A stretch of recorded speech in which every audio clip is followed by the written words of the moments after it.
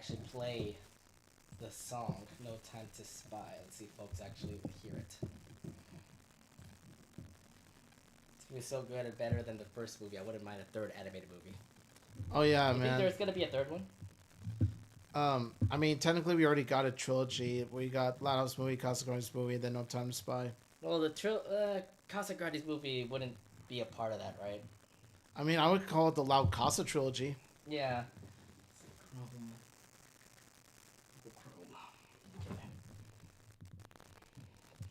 We got Loud House movie, Casa Grande's movie, and then No Time to Spy. Wait, did you record us? No. It was actually...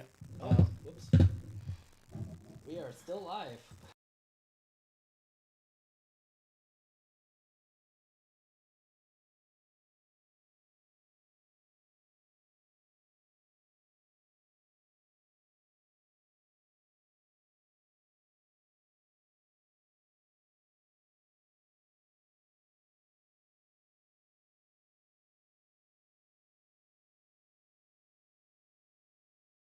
I can't wait to be a secret agent and jet-setting across the world, going on spy missions. One flippy, not shaken or stirred.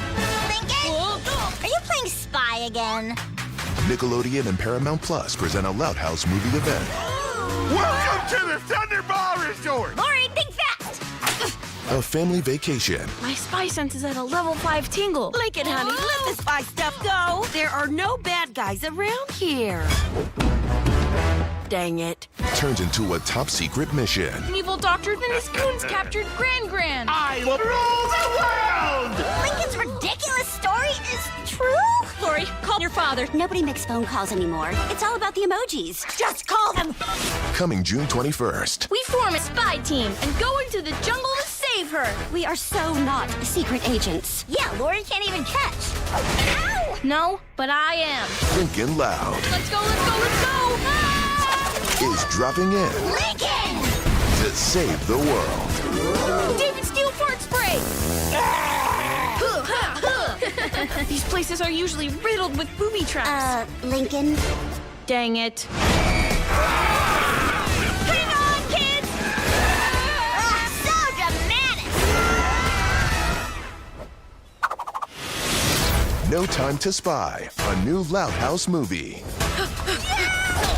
We win! Not a competition, Lynn.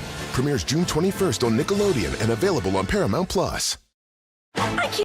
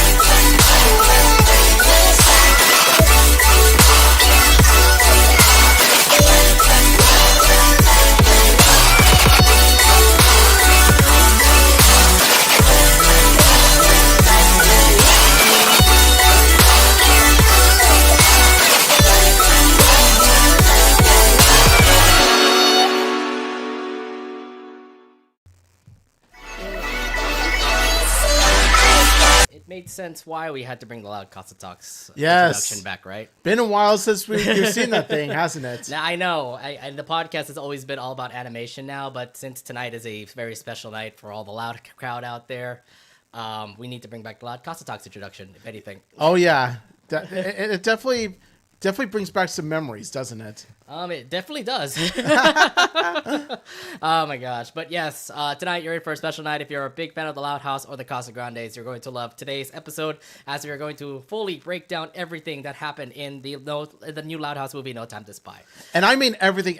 There's going to be major spoilers ahead, so if you haven't seen the movie for whatever reason and you don't want to be spoiled, then this episode's definitely not for you. Remember, we gave you a month. We gave you maybe a month and like a couple of days more for you to watch it. If I don't have access to Nickelodeon or Paramount Plus, then I'm sorry for you guys. Yeah, if you wanted to watch the No Time to Spy movie, I'm going to be honest, you'd have seen it long ago. Exactly, yeah. It's been a month. It has been like trending in Paramount Plus recently, so you should be watching No Time to Spy, by the way. Anyways, welcome to the Anination Podcast. My name is Nate. Omid on my right. Yes, it's a very special night. This is the reason why we brought the Louds here in the center table today. What is up, Anination crew, and especially what is up, Loud crowd? How y'all doing? And yes, I am very excited for this moment. This is the moment I've been waiting for. I mean, to be fair, we've been doing movie reviews here and there, but undoubtedly this one I think would be very big considering how excited we were for the Loud House movie. Oh yeah, we were excited the moment the promo dropped, and then we saw the poster that looked so clean. Mm-hmm. It's just like everything about it just screamed hype for us. I was already all hype with all the trailers and stuff, but as we indulge ourselves into the movie, oh my god, it was just absolutely exciting. So you get to hear all of us get to hear me and Omid break down the whole entire movie, and we're also going to talk about, well, the rating of the movie and all your guys' comments about the movie, because tonight is just all about the Loud House movie, No Time to Spy. Yes, No Time to Spy. Now, usually in the beginning of our podcast, we would actually talk back about what we did last week, but no, let's go straight to actually talking about how this movie was all made up. So let's actually begin with, well, first off, David Steele. First, like, Lincoln has just been so asphyxiated with David Steele recently. I just remember him before. He used to love Ace Savvy. He used to love, like, all these other things. But now into spies like David Steele. And this movie's all about David Steele. What are your thoughts on the fact that this is now a David Steele movie for Lincoln Loud? Yeah, Lincoln Loud's hyperfixation over David Steele is quite interesting when you consider the fact of how Lincoln's tastes have been either expanded or adjusted. Like, he's not just into Ace Savvy anymore. He's not just into ARC. He's into spy stuff too. Like the guy has his own James Bond to idolize. Yeah, I mean, David Steele undoubtedly is like a brand new hyperfixation for him. I mean, we saw him get introduced in season 6 of The Loud House, and there was like so many things that he loves from it. He made his friends villains. There's so many like things that relate to David Steele a lot in the episodes of The Loud House recently too. So ever since the concept of David Steele was introduced in season 5, and we saw Lincoln Loud's David Steele continuing on, we were actually interested and intrigued to see where it would go, like what sort of direction they would take with Lincoln Loud's love for David Steele. Will you consider that the new David Steele persona that Lincoln has, is it like him growing up now, getting away from the superhero side now into the spy side? It's quite interesting you pointed out, is because ever since Lincoln Loud has been dressing up as David Steele, hyperfixating over David Steele, ever since that, we haven't heard much about his love for Ace Savvy. Like, it's kind of faded. Yeah, exactly. So like that, I feel like Ace Savvy is kind of long gone. The only time I actually hear Ace Savvy would be, funny enough, the Really Loud House. Yeah. Because there is, look, you had like Ace Savvy references in the Really Loud House, especially a really haunted Loud House. So, if anything, Wolfgang and Jazeer both like Ace Savvy. You see them as Lincoln and Clyde, and both of them are still cosplaying as David Steele. Agent Ace Savvy and was One-Eyed Jack. Yeah, and like, and I think I like to think about the fact of how Lincoln Loud is into both, but I like to think of his David Steele love as a phase, and then somewhere along the line, he'll learn to appreciate both Ace Savvy and David Steele. So do you think he'll have another hyperfixation on another thing coming up, I don't know. I think, I could think of something like, okay, superheroes, spy agents, what's next? crime dramas, mob gangsters. I don't know. He's growing up. He's going to be a teenager eventually. Maybe he might get into, the cop dramas and stuff. Maybe he might be a cop soon.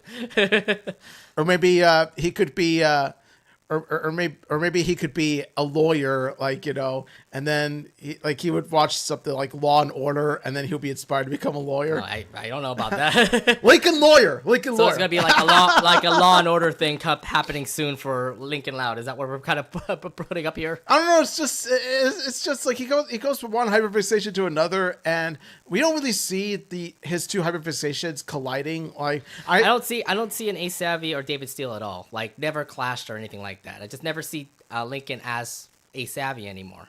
The only I want to imagine this. Somewhat along the line, there's going to be an episode where Lincoln Loud tries to make a savvy and David Steele crossover fan fiction. Another thing, I think somebody put it out in the comments. How about his love for magic?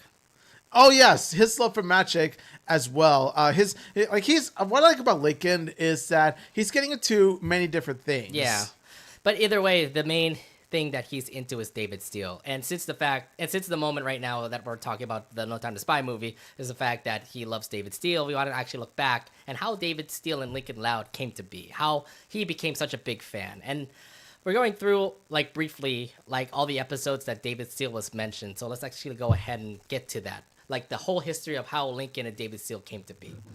And let's actually start off with the first episode that actually mentioned Lincoln Loud and David Steele. What is it? Family bonding. And remember this episode. This episode was just more of Lincoln and Clyde being hyperfixated on neighbors who were stealing cherries and stuff. So your thoughts on how he started up being David Steele in this episode?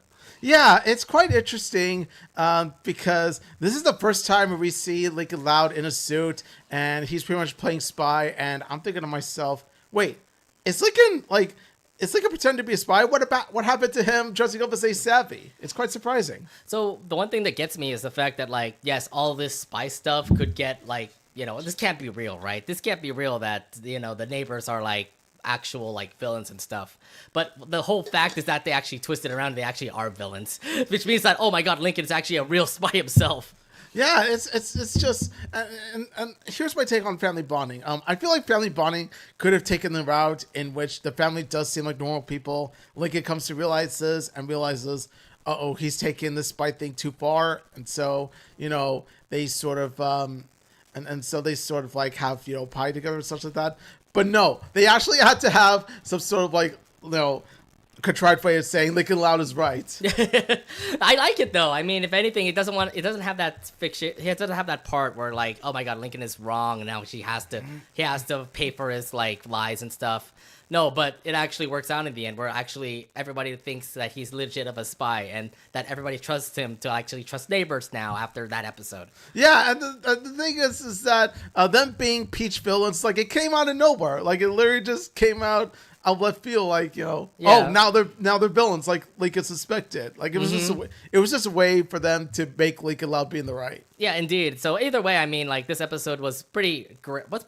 I would say 6 out of 10 when I reviewed it a long time ago, but it was something that have a start of what Lincoln Loud was going to be, a future spy or something where he loves spies now. You know what? This is going to be a hot take, but I would say you're quite on point about the rating. I would rate 6 out of 10. Yeah, it wasn't okay. It was okay of an episode. I still say this is the beginning of how David Steele goes, how Lincoln Loud became somebody like David Steele, a spy himself.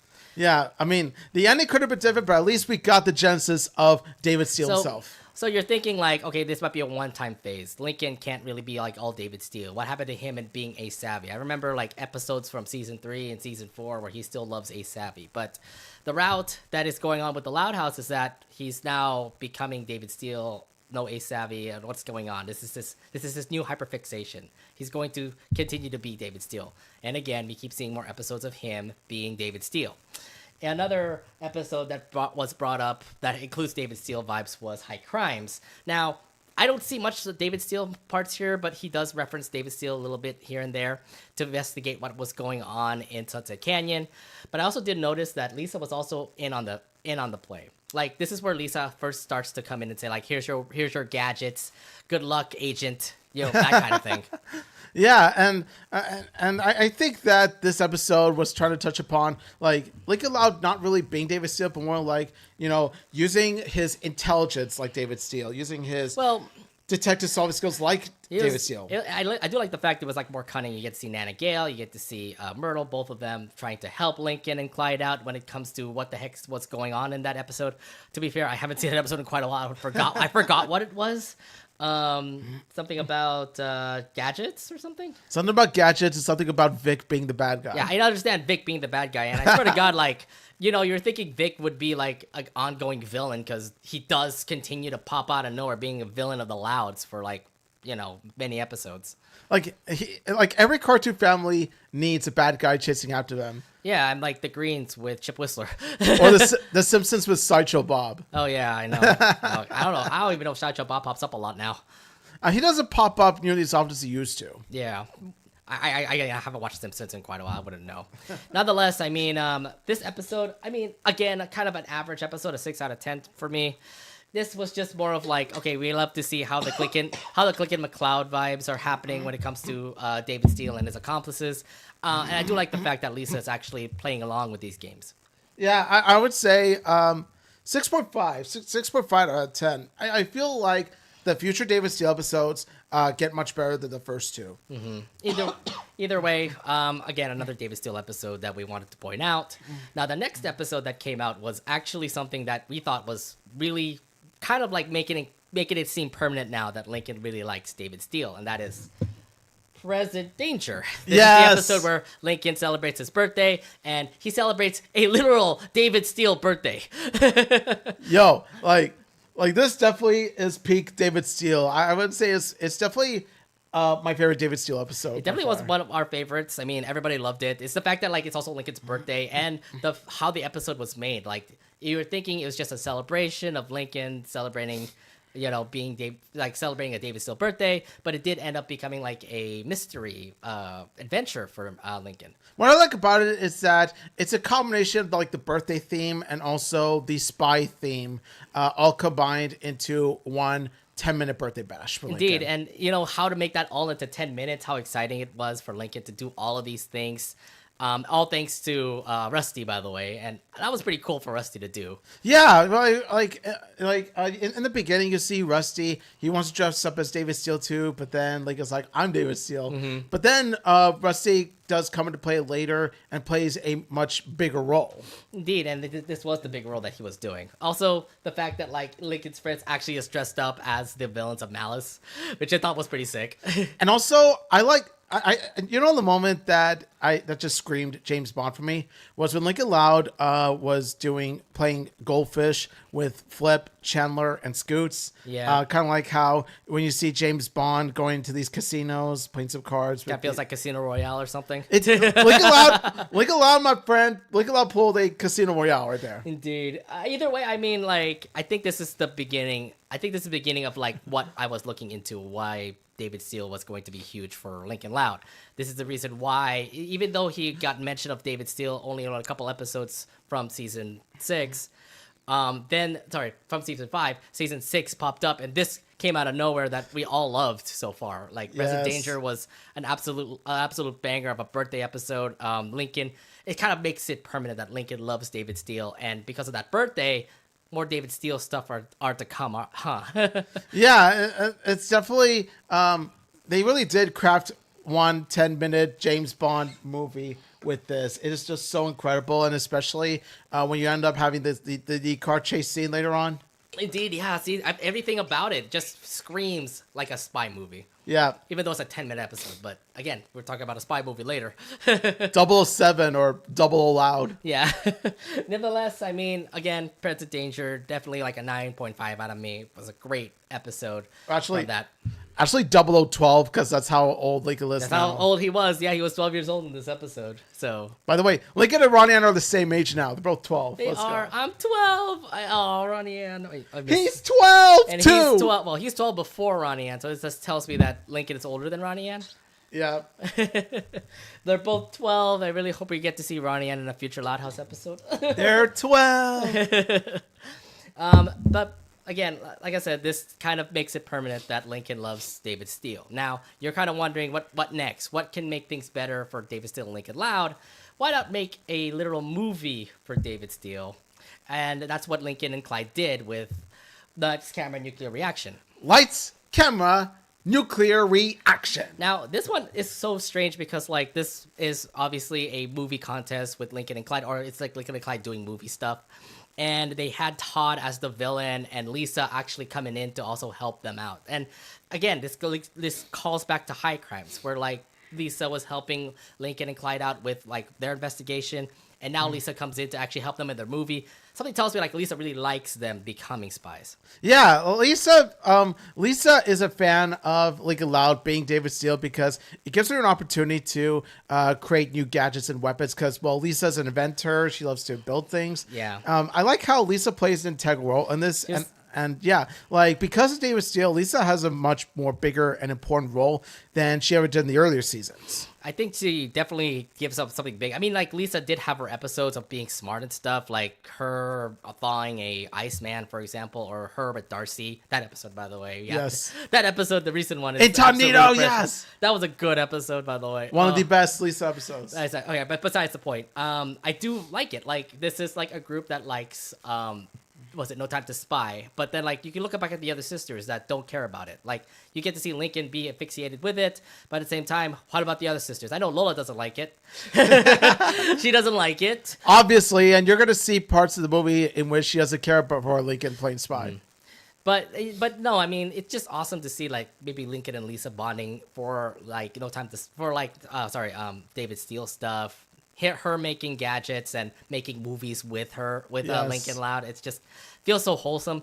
And I think this episode definitely kind of tops it. It's like, I get it. It's like a movie setting where both of them need to rescue Todd from, having a nuclear reaction happen. Yeah, and this happens because Todd is in villain mode. Like, his villain mode's turn on, and Lisa forgot to switch it off, so that's why he was like. He's been doing that for the whole entire episode, and it was like some sort of like words of compassion in order for him to like switch his mind or something.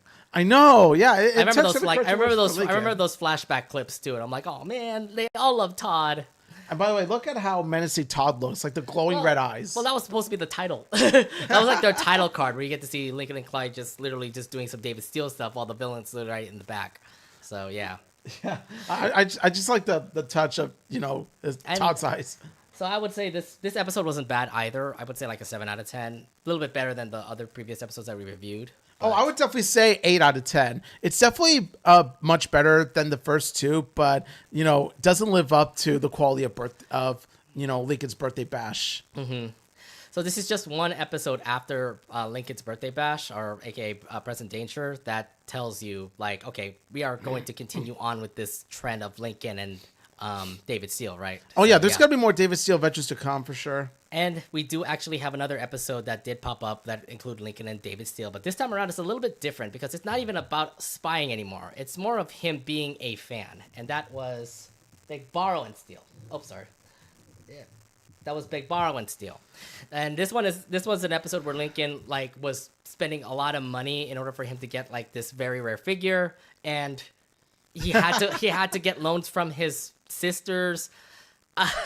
yeah, the Big Borrow Steal is definitely one of my favorites. Present Danger is my favorite. Big Borrow Steal is my second favorite of the bunch because of how it touches upon Lincoln's mystery box, purchasing side. Like how we're into certain shows. We want to get mystery boxes of characters based on shows. I mean, it's pretty much gotchas. I get it. Yes, they're gotchas. We've been there before. Lincoln Loud has gotchas. That's why this episode's awesome. It is pretty much mystery boxes. All they do is just buy a box, see if it opens up, and your favorite character's in it.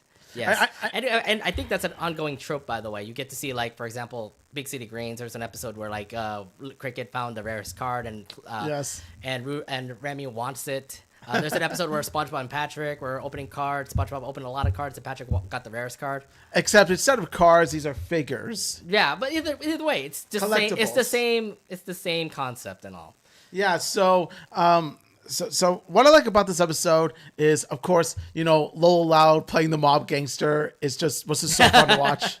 That was cute. The way that she was, stroking Charles, Yeah, just like the Godfather out of all people. It's just like, yes, oh my God, it was kind of so like awesome. It's kind of like Luann in that episode April Fool's Rules. Yes, it's Okay, April Fool's practice. Luann, now Lola.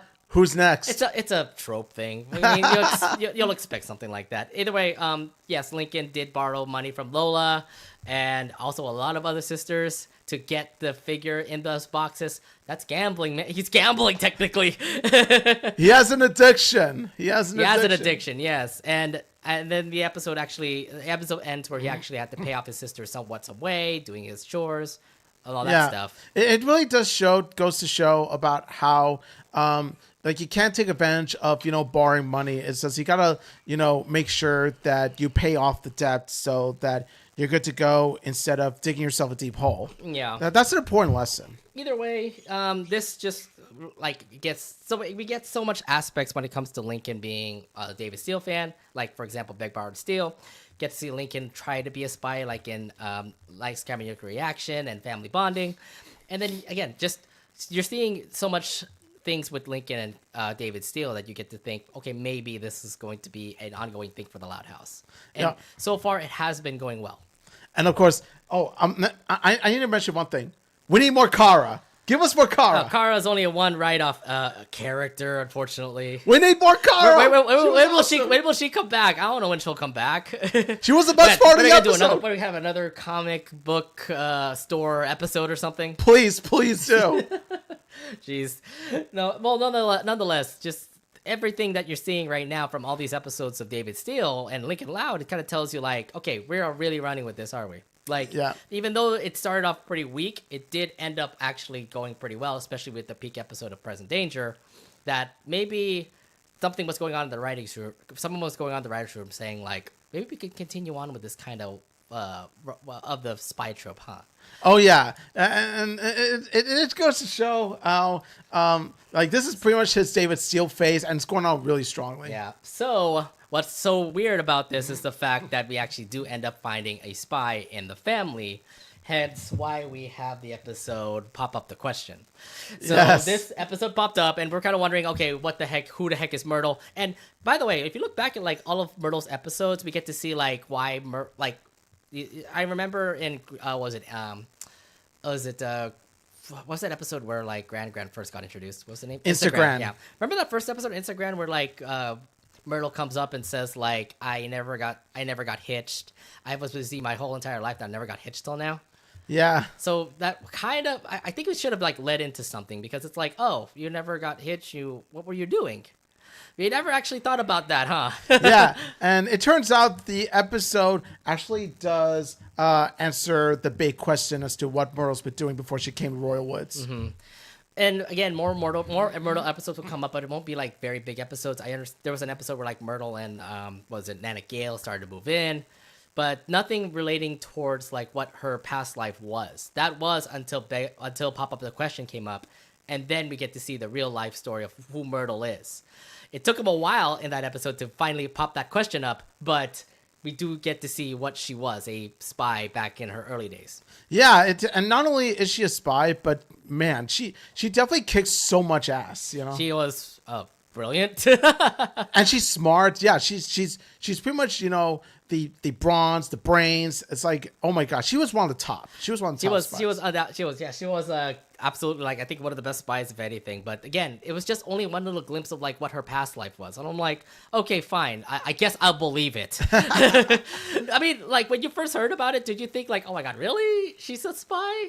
Yeah, I never expected her to be a spy. It just kind of came out of nowhere. I was thinking like she was just more of like a worker girl, like maybe she worked in, I don't know, back in the days, women were like doing work with like other things, but not a spy. I just never expected that. I mean, I kind of expected like, okay, maybe a longtime politician or something like that, but yeah, A spy is just something I never expect, but at the same time, it's kind of awesome to, hear about. So to be fair, like, did you actually feel like it was believable that like Myrtle would be a spy?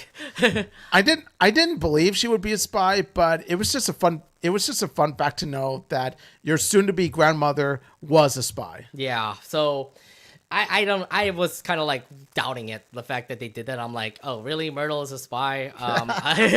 And then I have to look back at like all the other episodes of, of Myrtle in like the Loud House episodes. And it kind of tells me like, maybe we're kind of leading into something. Like I told you, Instagram, her life was like all busy. She just never, had a time to get hitched. And you're kind of wondering like, what made you busy? That makes sense, right? Yeah. That makes kind of sense that she becomes a spy, international spy, like saving the world and all. But yeah, I mean, this leads up to what we're going to be talking about tonight, which is No Time to Spy, the movie that just came out on Paramount Plus Nickelodeon. No Time to Spy. Yeah. So again, this is just, again, an introduction of how Lincoln became David Steele, how Myrtle became... a spy herself, like back in the early days. And now we got you all prepared about what No Time to Spy is going to be all about. Yeah, if anything, this episode pretty much is a prelude to the movie. It sort of serves as a... This is what I told, like, my friends. Like, I told them, like, if you were going to watch No Time to Spy, make sure you watch this one first. Yeah, because No Time to Spy plays as a sequel to the episode. Mm-hmm. Because it sure does. That's all I can say. Pop up the question 2. Well, no, I mean, Pop Up the Question kind of leads into the wedding. Yes, which, to be fair, if you saw the previews, yes, No Time to Spy is based on a wedding. Yes, that's going to happen between Pop and Myrtle. Yeah. Heavy spoilers? Not really. No, it's not really heavy spoilers. It's already on the trailer. All right. I guess you guys waited so long. So let's go ahead and actually get to it. Let's talk about No Time to Spy. Let's get to it. So let's actually start it off 37 years ago in the beginning of the movie, where we get to see Myrtle pretty much become a spy. Like she goes on this mission. She's in the mountains. She's fighting off this one villain named Dr. Rufus Doofus. Myrtle was actually able to defeat Rufus and actually launch him into space. So what are your thoughts on this whole 37 years ago story about Myrtle being a spy, defeating one of her villains? Oh my gosh, where do we even begin? This scene is just like, it screams action. It screams summer blockbuster. Like the entire 37 years earlier segment of it is, think of it as a mixture of Mission Impossible, 007, and Star Wars. And the reason I mentioned Star Wars is because of the lasers. Really? I thought they can't use bullets, man. I mean, that's already like maybe teenager levels right there. I know, it's just like whenever I think of like the lasers shooting at Myrtle, I just can't help but think of Star Wars. I guess, but no matter what, I mean, it's a really amazing chase scene. It's just more of like Myrtle going into the mountains, her trying to go to Dr. Doofus's lair, and defeat all the henchmen that are there to, gain access to that place. And the fact about Myrtle is that she was pretty kick-ass. Yes, it was 37 years ago. She's probably like in her 30s back then. And she was like, again, kick-ass. She was pretty awesome. She knows how to be a sleuth and be a spy. Kind of like reminds you of like how spies are. Oh yeah, like this spy was the top of her game. It reminds me of Totally Spies for a little bit. That got anything with Totally Spies? No, kinda, because like with all the things that spies do, I mean, it kind of had those like, those gimmicks, those little gimmicks that pop up in the movie, like them flying in, being reclusive and stuff, and all the jumpsuits. There are no jumpsuits. And the jumpsuits, and even the kung fu, like the kung fu moves that they had to go through as well. Mm-hmm. I also do want to point out the fact, like from this one particular scene, you get to see so much great animation in this movie. You get to see like the fighting between Myrtle and those henchmen. You get to see Dr. Doof like capturing Myrtle, and you get to see Myrtle like try to escape, and also get to see Ham Hand also for the first time. Yeah, there's just so much to unpack from that one first scene of No Time to Spy that kind of tells me like, okay, we're in for an exciting movie, aren't we? Yeah, the movie really does capture the flow of the action and the choreography and the fighting. Like the animation really does help blend in well with the action scenes and help complement them. And that's what makes the animation, really shine bright in this movie. So from those first scenes, you were very impressed about it, right? You're kind of like, wow, this is something that Loud House will never do. I think this is something that the Loud House will rarely do. Because they never really, because like we're gonna do this by the way later. By the way, we're gonna compare Loud House movie and this movie, but there's just so many things that are like so different compared to the movie that was aired before on Netflix. Like, oh my god, what the heck is happening? Like the first scene in the Loud House movie was them meeting up, like Rita and Lynch Sr. This time around, it's like, oh, if we're going to start this off right, we're going to start it off right. And hence what happened with this flashback here. And I'm like, okay, if you're talking about how Myrtle started off as a spy, this is a better way to show it than what happened in Pop Up the Question.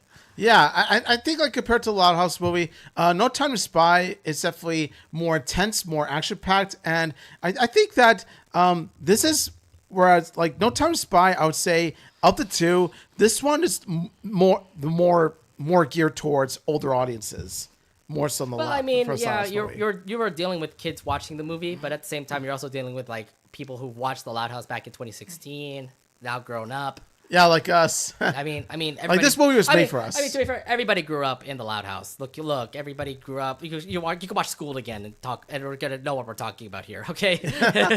But yes, I mean, again, first scenes of Myrtle literally just kicking ass, being a spy. I thought that was just awesome to see. Oh, I am all for it. Yes. So let's move on to 37 years later, where we get to see Lincoln and Clyde for the. Actually, I forgot about this. Talk about Mr. Doofus. Yeah. Doofus, yes. So when you first saw him, you're thinking like he was gonna be the villain of the movie, huh? Yeah, but he does live up to the name Doofus because he actually slipped on coffee, fell into the rock, and that's what defeated him in the end. Mm-hmm. Yeah, and you're thinking like maybe he did come down from outer space to seek revenge on Myrtle. And, you're kind of thinking like, okay, yeah, he's probably the villain of it all. You do get to see him also in the trailer. You're thinking like, yeah, he's the main villain, right? He's the main villain. Yeah, that literally was my first thing that I was thinking about when I was watching the movie. That's what we were all thinking. And, going into this movie expecting him to be the main villain, not that far-fetched when you consider the fact of how he was in the trailer as the villain. He was, yeah. And again, in the back of my mind, when I first saw the movie, I was thinking like, okay, he's going to be the villain. He's going to be the main person that Myrtle's going to face off in the later parts of the movie. Yeah, I was, not going to spoil it for now, but let's continue on with the movie here. We'll go 37 years later, we get to see Lincoln and Clyde. Lincoln pretty much mentioning Clyde about that whole story. We get to see them all. We get to see all the Louds pack up for their vacation. Myrtle leaves Lincoln in charge of the wedding rings. I do love how the setup was for Myrtle actually leading up with those wedding rings, like where Myrtle literally just gives Lincoln a mission. It's like, I'm giving you a very top secret mission, and Lincoln's just all hella hyped up. You get to see him go, yeah. Yes.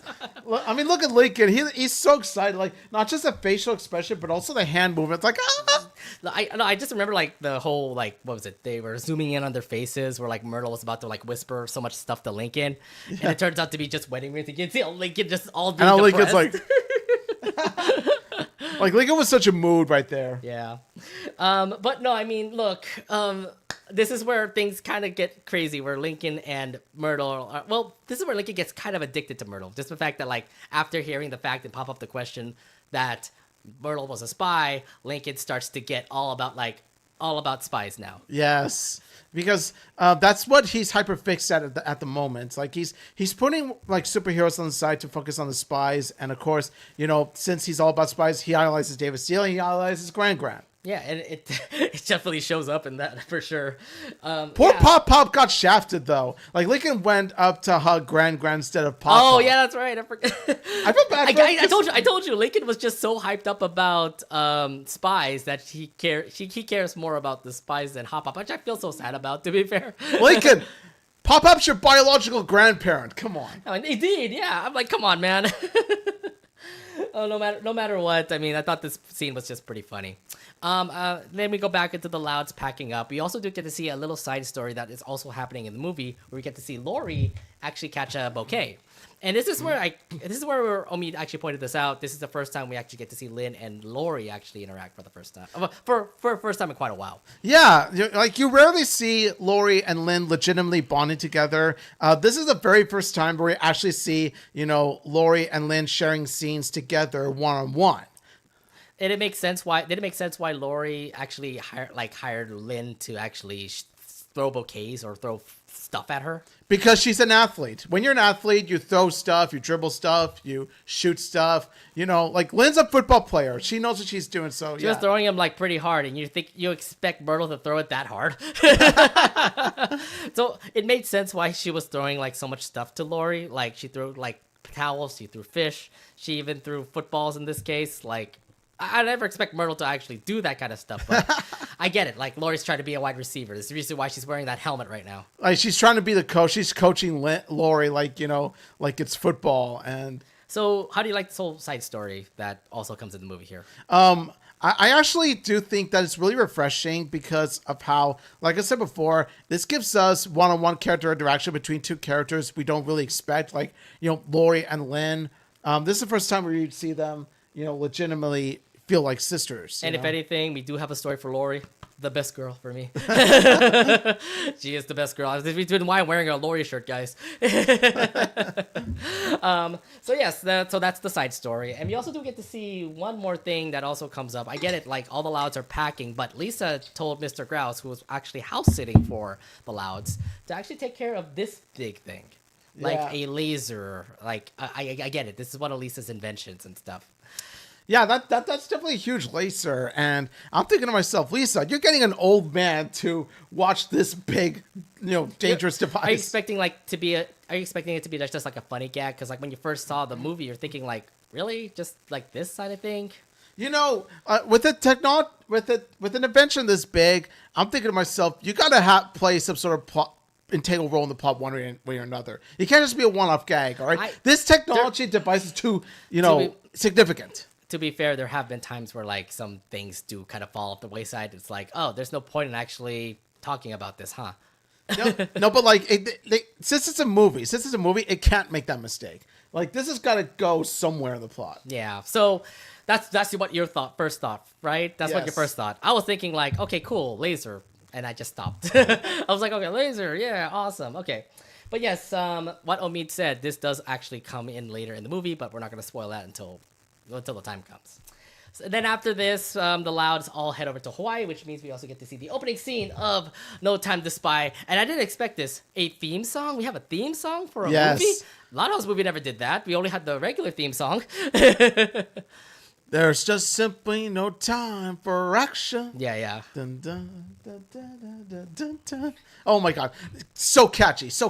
It is just, and it's really helped when the music is composed by Jonathan Highlander too. It's just, and the song is so sung beautifully. Beautifully. The way that Highlander was able to make all this like amazing music. I mean, he's the one who's made all the entire soundtrack to say. Like even the opening scene of that whole like tense moments and all the action-y music that he made, like he did a really good job when it came to this movie. Yeah, it tells you how, even though it's part of Loud House, it's something that's going to feel so different from the Loud House TV show. It's going to be much more spy-oriented, more action-oriented, and definitely gives you this feeling of summer blockbuster. I feel like they definitely told some stuff from the 007 movies, because first off, that particular thing is a Bond thing. Yeah. Like literally walking with that circular thing on and him doing the gun thing. Yeah, there's no blood, thankfully, but I mean, that could have been. You could have had ketchup or red Jello. No, instead the circle just closes in on him instead. And then in the opening scene, we also get to see the the sisters doing their own thing. You get to see Luna perform. You get to see Lenny pretty much like take pictures of herself. Lori playing golf. You see Luna perform. You see Mr. Coconuts, where Lincoln just falls into Mr. Coconut's mouth. And then you see Lisa's big face as Lincoln falls down. He's kind of like she kind of feels like the Mr. Know-It-All or something like that. I forgot what the name of like James Bond's like Gadget guy is. I forgot his name, but yeah, Lisa definitely feels like that with the fact that those kind of things came up for her part. Yeah. Yeah, she's definitely like the female version of that. And I would imagine Myrtle as M. Kind of, yeah. She kind of does. I mean, all I know from that opening scene was the fact that like I was thinking that Hamhead would be the villain, just the fact that Doof, Dr. Doof actually ended up going into space, but then, you know, revealing in the mountains was Hamhead. Hence why you saw this also in the opening too. Yeah, you see like the ham breaking the glass, like boom. Yeah. And then you see the glass shattered, and you see each Loud sister in a certain piece of shattered glass. Like, awesome. So in every Bond movie, the Bond movie actually does foreshadow what the movie is going to be entailing. And I was thinking from the first scenes, I was thinking Hamhead would be the villain, right? I mean, he's right there. He has a ham hand. He literally just crashed that screen with all those sisters popping up. And I'm like, okay, maybe I know who the villain is going to be for this movie. Yeah, and judging by the opening, we're already thinking to ourselves, is Doofus really stuck in space now? Like, is Ham going to be the villain instead of Doofus? I mean, to be fair, how can you escape from space? Yeah, how can you escape? I don't know. You had a rocket literally just go up into space with no parole. So I'm like, maybe he's still up there. Which kind of leads me to kind of wonder, oh God, did he die up there? Oh, he's on his spacecation right now. Jesus, I swear. Wrong movie based on wrong move. Yeah, we're not talking about Big City tonight, okay? All right, so yes, the introduction I think was just a pinnacle thing to have because it just shows how the movie's going to go. It's going to be action packed. It's going to involve all the sisters. It's going to be fun. It's going to be just like a James Bond movie to say. So let's actually cut from the intro to actually talk about their travel to the island, the getaway island that the wedding's gonna be in, and you get to see the sisters doing their own thing. You get to see, wait, hold on, let me see. You get to see my girl Luna play the ukulele. Yeah, Luna plays the ukulele. Lisa performing some chemical experiment. Lola practicing throwing flowers. And that's what she's doing the whole entire episode, the whole entire movie so far. She's just throwing petals everywhere. She's trying to be the best flower girl in this case. Yes. Lucy lying on the overhead bin. Lana licking plane windows, which she did. Yeah. And then Lori trying to drink while Lynn continues to throw stuff at her.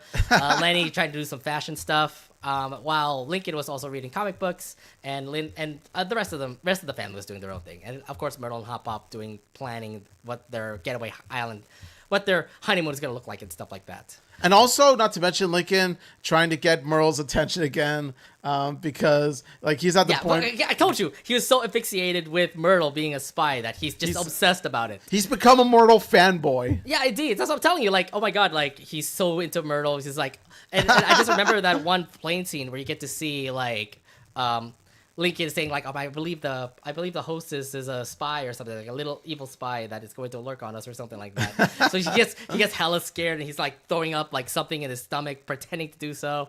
And I'm like, okay, you're totally addicted, man. Yeah. Calm it down, bro. Calm it down. I think this movie definitely highlights what happens when one takes hyperfixations too far. And it shows. It shows in that freaking like plane scene.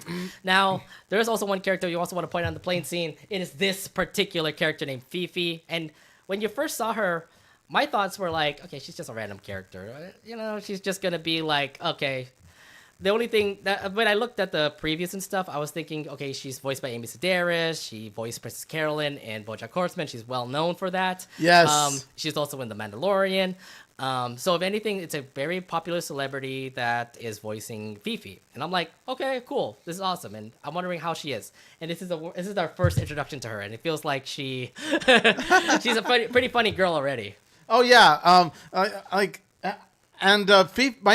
My first thoughts of Fifi are, she seems to be like this free-spirited and curious woman who is already fascinated by the Loud family. And again, like the fact that she is voiced by Amy Sedaris, who voices my favorite character, BoJack Horseman, which is Princess Carolyn, is a plus. So, and also when you hear Fifi's voice, you could totally hear was it Princess Carolyn in there too? Yes. Like I could totally hear Princess Carolyn in there. Like she never changed her voice. I'm like, oh, okay, this is Princess Carolyn. It's so weird because I keep on thinking like Princess Carolyn. No, wait, that's this girl here. Yeah. She's not like making appointments for BoJack Horseman. Okay. Yeah, I'm thinking to myself, if Fifi I'm thinking to myself, Fifi asked Lynn Sear, what do you do for a living? And then Lynn Sear's like, oh, I'm a chef at Lynn's table. What do you do for a living? And then it would have been perfect if she would have said, oh, I'm an agent for a has-been TV star. It would be funny if she did, but yeah. No, but again, she's just an interesting character. Like, again, first impressions was just like, okay, she's just going to be a random character. It's not really big about her, right? But apparently, after what Lynn did to Fifi, turns out she might actually become something big, considering that they actually are going to the same resort together. By the way, when Lola said, way to make enemies, Lynn, and then she's like, we're probably never going to see her again. Remember Lola's line. Yeah, dude, I just thought that was actually hilarious. Like, literally, the cutscene from, like, them in the plane to them on the bus, and Fifi, like, literally sitting next to them. I thought that was actually really funny to see. By the way, look at Lenny. Like, she looks all... She's the only one that's not concerned. She looks kind of wide. She looks a bit too wide-eyed in the. Yeah, she's the one that's not concerned. Everybody else was like, they're all staring at Fifi because the fact that like they literally just like stung her eyes with the citrus that she spilled that Lori spilled on her. Citrus and birds. Oh, birds. Yeah. By the way, I like the character animation that went into that particular scene where her face burns, because the animation is really fluid. Like the hand gestures and also how the face moves. I feel like when it comes to a movie like the Loud House movies, they need to actually make sure everything goes all out, and they did really well with it. Very well polished, yeah. Like the movies are very well polished, more so than the Loud House TV shows animation, which makes sense considering movies do tend to have higher budgets than TV shows, anyways. Indeed, yeah. Either way, I mean, I thought this was just awesome too. I just thought it was a funny scene here. So now they're on the bus. They're currently on the island. We get to see the amazing like stuff that is around the island, including the birds, which kind of reminds me of a certain character, right? My God, Sergio's cousin. Look, what are Sergio's long lost relatives doing there? I first saw this and I'm like, wait a minute, this is the Casa Grande's reference now, huh? This is the Casa Grande's reference, right? Is this the closest thing we'll ever get to Casa Grande's reference in this movie? I thought it was either way. I was expecting something Casa Grande's, and these bird macaws as they are, I was thinking like, oh my God, they look like Sergio, and I was like, okay, this is the Casa Grande reference, huh? You have to at least relate some sort of like Casa Grande thing in it, because you've done it before with the Loud House movie, you've done it before in the Casa Grande's movie, so why not in No Time to Spy? And I was thinking this was it, but there was no significant. I mean, to be fair, do you think this was a Casa Grande's reference, or do you think to just never put a Casa Grande's reference? I think, like I said before, not really Casa Grande's reference, but it's the closest thing we've gotten to it. If anything, it still works. I still put my claim down here. This is a Casa Grande's reference. Yeah, I mean, sure. If you want to say, name me one Casa Grande's reference, it's like, I would just say this, I guess? I say so, in my case. So, yes, everybody's dancing. It turns out it's a really fun, like, island that they're off to. It looks like it's a really nice place. But we also do get to see, when they went to that Thunderball Resort, that we have some sort of familiar faces there, huh? Oh my God, Flip is back. Is that Flip? What's Flip doing here in that freaking godforsaken resort? How can you afford the money to get there? Now, that's not Flip, by the way. That's Flop. But no. It's actually, yeah. Just kidding, because here's a fun fact. This is actually not Flip, but rather it's Flip's cousin Flop. Did you like that, by the way? I was just thinking, like, okay, Flip is going to be in every movie, huh? Like, are you kidding me? Like, you actually had to have some sort of, like, Flip-like character, in some sort of Loud House project one way or another? Seriously? Well, Flip never really appeared in the Loud House movie, though. No, but, like, there's Flop instead. No, I mean, it's still Flip. Like, the way that he still behaves is... I get it. He's like a twin brother to Flip. But, come on. He's acting like Flip, being cheap, doing different impersonations of characters. It's Flip, but not Flip. Yeah. He even have a freaking, like, a crab instead of a raccoon. Like panda or something like that. Yeah, it's an animal sidekick. Either way, I was just like, okay, I get it, Loud House writers. You needed to bring a Flip character in this movie, huh? Right? Yeah, it's just like I said before, you could have had a different character with a different kind of personality. Like, why you need to have? You know what? No, I'm okay with it. I mean, either way, they wanted to bring a comedy relief character, and here you go. This is Flip or Flop or God, I'm getting the names wrong now. My God, yeah, we're gonna. Get used to calling him flop, by the way. Get used to calling him flop. So after they get checked in, the girls were actually planning a bachelorette party for Myrtle. Lynn Sr. was going to help make the catering plans for the wedding, and Myrtle and Pop-Up were going to do their own thing, like a fishing trip. But Lincoln was also along with it as well. Look at Lincoln's face. This just screams desperation. I have a feeling, again, this is, with Lincoln being addicted to spies and the fact that Myrtle's a spy. He's like hella close to Myrtle. It's like he's like worshiping an idol to say. Oh my God, look at Lincoln's face. It just screams. It just screams, take me with you. Now, to be fair, if like a celebrity like comes close to you and stuff like that, would you do the same thing? Be close to them and be like, hey, I know you. I'm you're like an entourage or something. Except this isn't really a celebrity, but it's more like a retired agent. No, it doesn't matter. It's like for Lincoln's eye, through Lincoln's eyes, it's like a celebrity because she's a real spy. Mm-hmm. So, like, would you do the same thing too? Like, for example, like maybe a star is literally like close to you, you'll probably like follow them. Not be like creepy like that, but more like, what's up? I can't believe I'm close to you. Like, yeah, let's hang out more. Yes. Notice me, senpai. Like this just screams. This just has notice me, senpai written all over it. So again, this continues on for Lincoln. He just continues on following Myrtle wherever she goes and stuff. I mean, the plane was one example. Now here. So nonetheless, Myrtle and Pop-Up actually both agreed to actually have Lincoln in the trip. But Lincoln was also doing some spy stuff here and there, and he actually did bump into somebody that's a little bit suspicious. Even in the boat ride himself, he was suspicious about what's going on in the island, seeing these stuff on the port. And this leads up to this whole huge fight scene going on where Myrtle actually kicks some henchmen down. So, they saw Lincoln, take a look at what they were doing. Some henchmen came over. They wanted to sabotage the boat. And this fight scene happened. So explain your thoughts on what happened in those scenes there.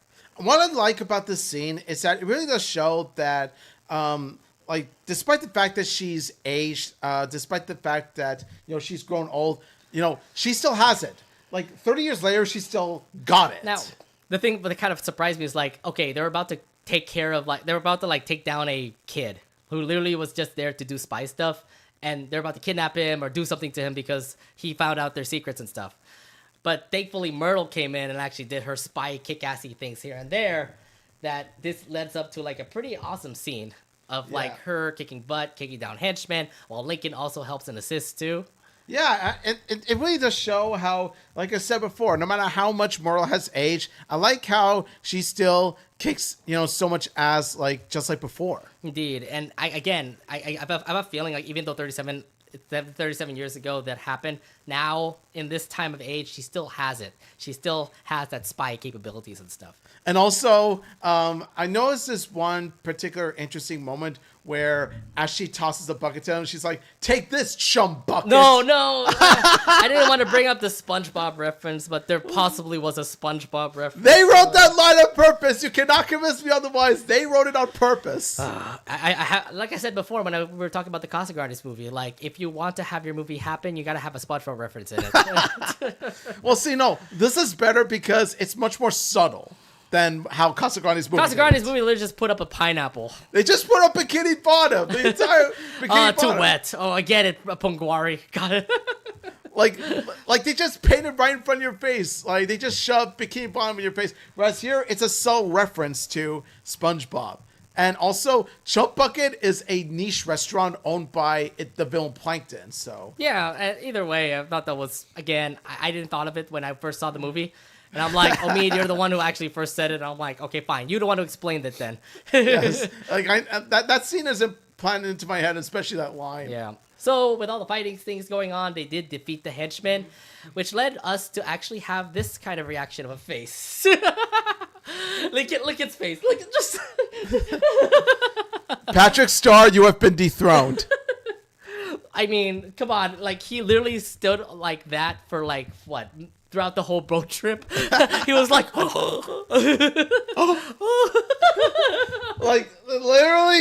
it's just... Surprise Lincoln meme. Loud House has its own meme. Surprise Lincoln meme. Then I don't know. I just thought that was just awesome. Like, look, I get it. Lincoln's first ever like spy thing, and it shocked him like this. It made sense, right? Yeah. Myrtle, I like how Myrtle likes to look at puzzle like, "You okay, hon?"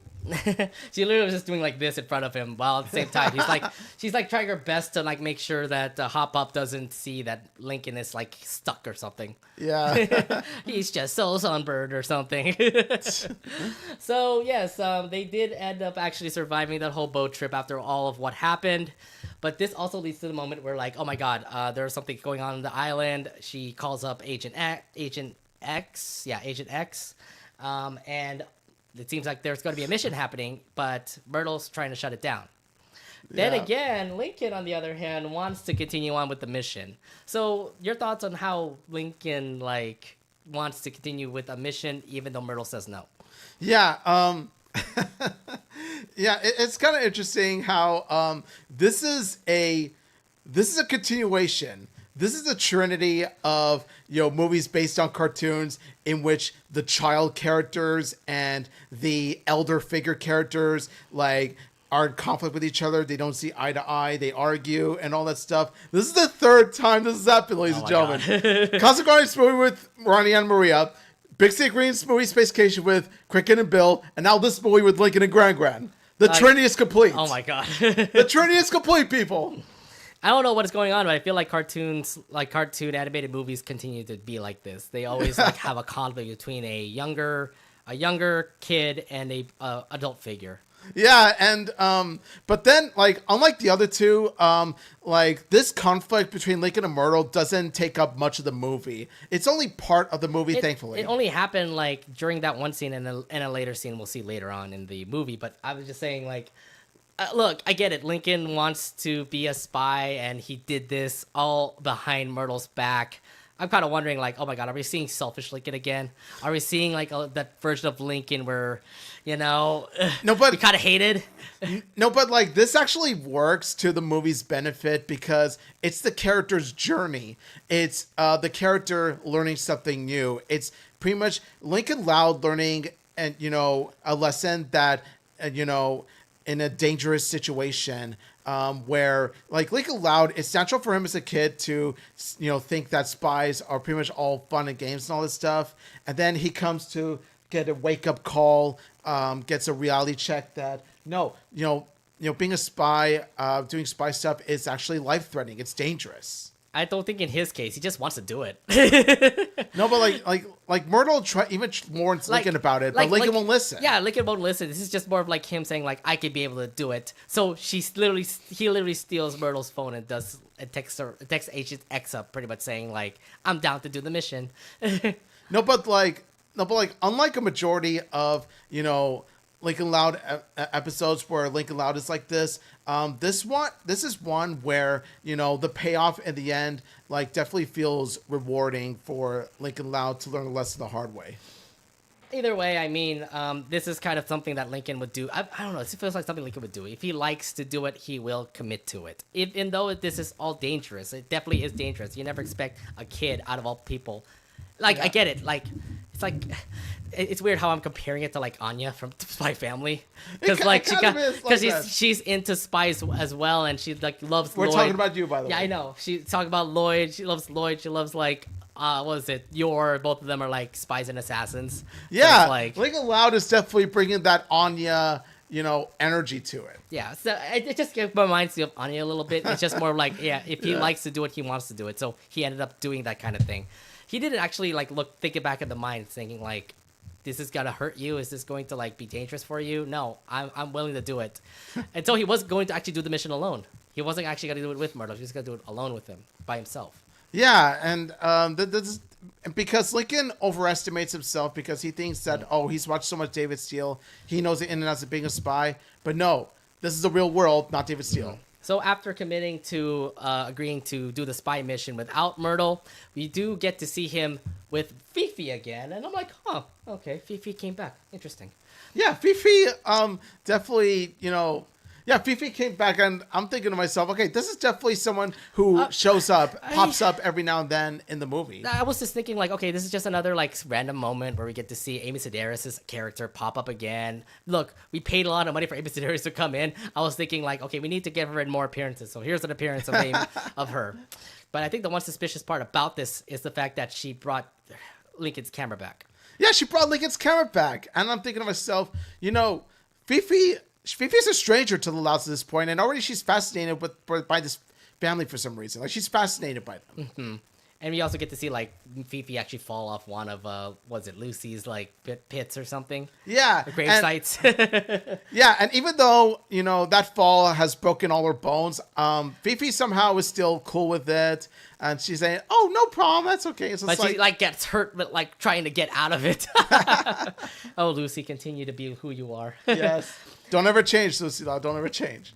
Now we get to see Lincoln doing his mission, but of course he can't do it alone. So he actually brings up Clyde McBride.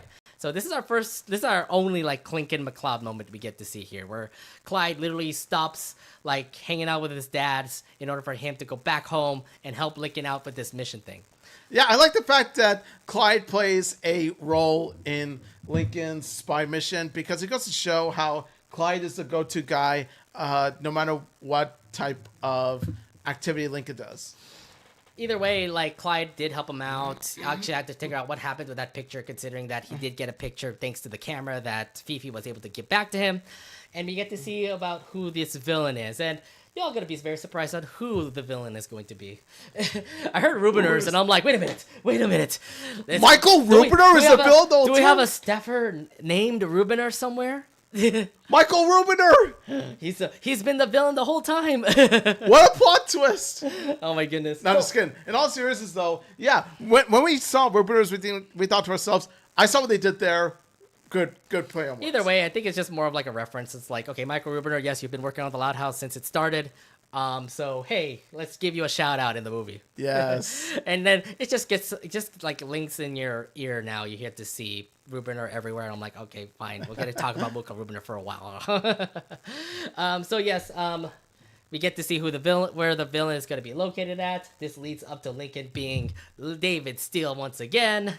David Steele. And he's about to tackle the mission on his own, but strangely enough, you get to see Myrtle actually see Lincoln doing this mission. So, looks like Myrtle knew about the mission the whole entire time now. His little spy butt is in so much trouble. So yes, Myrtle sees Lincoln. Myrtle has to chase down Lincoln because he wants to make sure Lincoln is safe. But then at the same time, you don't want to lose Pop-Up because Pop-Up and Myrtle are obviously a couple. They want to hang out together a lot more. So this leads up to Myrtle doing something pretty crazy. Actually have somebody dress up like Myrtle. Yeah, like, so what Myrtle did was that she got a bellhopper to pretty much put on a wig, or in this case a brown mop, as well as like have him wear like her dresses and all that stuff and pretend to be Myrtle. And that's what she instructs him to do. But from what we've seen of this bellhopper, it's easier said than done. Because the thing is, because you were thinking like he was just going to be laying in bed with that whole mop on his head. And, you know, you're just going to think you're going to have the biggest tip ever thanks to what Myrtle's going to do to you. You're thinking like you're going to think Pop-Up is just going to be like hanging out with Lynn Sr. doing some food or dinner stuff. But remember what we said earlier. There's some sort of bachelorette party going on, right? Ooh, bachelorette party? And this leads to them. This leads to the Loud Sisters having a bachelorette party for Myrtle. And Todd. Todd is included too. So, and what's kind of funny was that I do feel bad for the kid, by the way, because like he's just gonna be a bellhopper. He's just there to just give like a congratulatory a congratulatory cake and so many things for, you know, Myrtle and Pop-Pop's wedding. But no, out of all people, the Loud Sisters and Rita all came in and surprised Myrtle with this. Yeah, and I think the best part about this is Rita saying, "Can I call you Mom?" And look, and Rita's so excited about it. I mean, no, I'm not gonna lie. You would do the same thing, right? Because like you never expect your dad to actually marry again, and now I get why Rita got so excited about this. That's why I'm happy for Rita in this case, because she finally gets to have a mom again. Yeah, exactly. So it also does actually tells us like what happened to Rita's mom before. Is that what I also put up here? I kind of want to see a future Loud House episode in where it actually touches upon what happened to Rita's biological mom and Myrtle playing an integral role in the episode. Right. Either way, looks like this bellhop guy is going to be on a wild ride, knowing that he's going to be Myrtle. And I do like the fact that most of the time that he gets like questions, he literally just says, "I'm Myrtle." I'm Myrtle. I'm Myrtle. I'm Myrtle. That's all she says. That's all that the dude says. It's that's all the dude says. well, that's what Myrtle said to him. Like, if anybody says something to you, just say, "I'm Myrtle." Oh man, this is going to be an ongoing thing for this part of the movie. But again, let's actually go back to Lincoln right now, because again, he's doing the mission by himself. He's going to Rubiners. And the first thing that pops up was the fact that Lincoln does this thing. Yes. So Steele. David Steele. Okay, we get it, Bond, James Bond. I get what you're trying to do here, Loud House writers. You were trying to do some sort of Bond thing here. This is the most James Bond that Lincoln has ever James Bondist. Steele, David Steele, and it's just a party of one, please. Yeah, you can definitely tell that you can definitely tell this is a James Bond parody movie. I kind of like it. It's just, oh my God, Lincoln, like with that full confidence, just going straight on, doing a Bond, doing a Bond thing happening in this particular scene here. This kid's got style.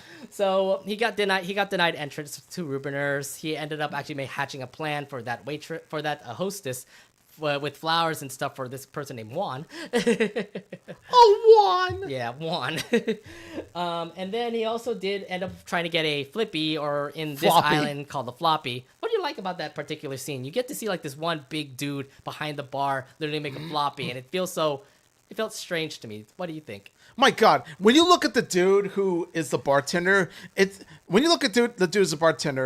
like as if Dwayne The Rock Johnson started a bartending career. Yeah. And you know what though, he puts on the show, like you can see the other bartendies, like they love it too, so there's that. I do like the fact that like it's not a flippy, it's a floppy, but I'm like, okay, sure. It's a floppy, and it's a mixture of ice cream and yogurt and stuff. It's like something like what they're eating right now. Yeah. But in this particular scene, while he was making the floppy, we also get to see, oh my God, it's her again. It's her again. Okay, now this is getting a little bit weird. Fifi just continues to pop up in the movie a lot, just randomly, like in every situation that Lincoln's in. So when you see her again, are you feeling like there's something going on now? Yeah, and what makes it all the more odd is that Fifi even invites Lincoln to eat all this fish with her. Because it's a big plate, obviously. Yeah, it's a big plate, and it's like she said, like, oh my God, I ordered this big plate from Rubiners, and I'm like, I can't be able to eat it all. Do you want to help share with me? Yeah, she invites someone she barely knows over to finish like the food with her. Yeah, and then throughout the whole conversation, it's just more of Lincoln and Fifi just conversating, but it's more Fifi just conversating about stuff. Look, I love Fifi. She's an interesting character, but something tells me she's a bit too fascinated with a family she barely knows. She's been talking a lot too. She says like, "Oh my God, I myself was a spy before. Like, I love playing spy before." I mean, that's all the things that she was talking about. And I think in that whole dinner scene with Lincoln, I think she was just talking about like something about finances, real estate, and stuff like that. I'm like, wait, he's a kid. I don't think he'll understand something. It's adult stuff. Again, yeah. I don't know in particular what happened. Either way, Fifi and Lincoln have their like dinner together or something. I don't know what's going on, but again, now it kind of makes me feel like Fifi is onto something. Why is Fifi in like every scenario that Lincoln has been in? Is it just out of random? Because in the back of my mind, I was thinking it's just random, and I'm thinking like, oh my God, Amy Sedaris does have a really amazing Fifi. That's all I can say. Amy Sedaris is a talent. Like she really does know how to pull off these voices. Mm-hmm. So yes, we'll leave Fifi and Lincoln to do their own thing. Let's head back to the bachelorette party, because remember, we have a guy who's being impersonated as Myrtle. So you're thinking like, okay, yeah, we get it. You're kind of in deep trouble right now, my man. It even explicitly says hot seat. He's put in a hot seat. Well, the game that the girls were playing was all like 21 questions or something, because they literally are asking questions about Pop Pop. They're literally telling him like, what's Pop Pop's favorite fruit? What's Pop Pop's favorite, steamed vegetable? It's like the question like, how well do you know your partner? What's Pop Pop's favorite steamed vegetable? Yeah, see, something like that. I'm Myrtle. Myrtle. Myrtle. Yeah, Myrtle's definitely the best steamed vegetable there is. Ooh, close. It's carrots. Yeah. So, yes, he's kind of in some deep trouble right now. But to be fair, the girls are very excited to see Myrtle again and having this whole bachelorette party. I mean, look at their faces. Look, they're also excited for, their, soon-to-be step-grandmother and soon-to-be, stepmother. It's just like, it's so amazing. Well, if anything, this is just more of them celebrating the fact that they have a new family member into the party. And a bachelorette party, I think, is a fun thing to do. I know we can't do it because we're dudes. We have bachelor parties where we get drunk at bars for a groom to be. I mean, Todd's a dude too, and look at him. He's having time with his life with the ladies. Well, this makes me think that he's non-binary. Ooh, could be. I mean, there was no specific gender that was given out to Todd, right? Okay, that is true. So you might as well call Todd they right? such I'm making you think, right? I'm making you think about Todd. We just literally just say Todd. We never say he, him, or anything, right? Say they such them. I don't know. Either way, this is why I just say like Todd is there. He's there to help Lisa out and stuff. Either way, they're having a bachelorette party, and during the bachelorette party, we get to see this dude continue to get tortured to the fact that like he's playing to be Myrtle and stuff. So the girls went out to the karaoke bar, and he had I gotta also point this out again. Another Flip character. Oh my god. I don't know. It feels like Flip is in everything now. As if 2 wasn't bad enough, we got 3. And yes, I said best 3 because that's actually not Flop. It's Louie. Or AKA Flop, who pretends to be Louie. I mean, you've seen Flip become Tucker, okay? That is true. So something tells me it's actually Flop being Louie in this case. But I do like the part where like Todd says, "Ow," and then Lowell's like, "This guy is so not getting a tip." And then you get to see him just pop out of nowhere. Oh my god. If anything, again, another Flip character in a movie, I think it's still a good comedy relief for a movie. So I say this is not a bad thing to put in here. Some might say otherwise, but I say this is actually fun to see. I'm just like, okay, you have Flip, but not Flip. It's literally, you have a Flip character, like, in some way, shape, or form. Oh my god. So yes, the dude is still pretending to be Myrtle. They go to this karaoke bar, and I do feel bad for him. The fact that he's put on the spotlight to sing the Ooh Girl song. So, Ooh girl. no, here. So I have one gripe to say for the soundtrack. We could have actually had a full version of Ooh Girl if he wasn't singing. Yeah, it's like you could have had it with like all the girls, like the legitimate girls. No, I mean just the regular song itself. Like Yeah. you've seen the first episode, you've seen the first season of the Loud House. They sang "Ooh Girl" a lot. And so. also, I do recall Miss Agnes Johnson singing "Ooh Girl" like in season 3. Yeah, I remember that. What was it? too.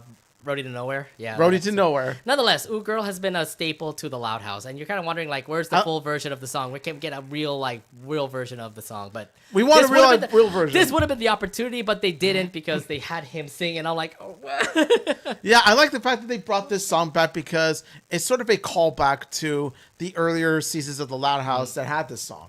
And then you get to see like him struggling, like he's singing it really badly. Ooh girl, if I could. Ooh girl. It's pretty bad. I do like how like Luna, like my girl Luna, is the very first one to help out Myrtle sing the song. And either way, with Luna helping out and even the rest of the sisters also helping out, it led to a really amazing performance from the fake Myrtle here.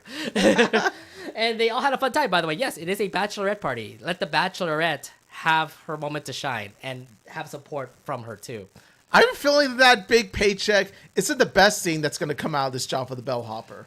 I also do like this one shot here because all the sisters, like I said, all the characters have changed their clothes, and you get to see this in full force here in this particular scene. Like you get to see Lori in her outfit, Lenny in her white dress, with a like white glossy dress. You get to see Lola in a pink dress, but this time with flowers.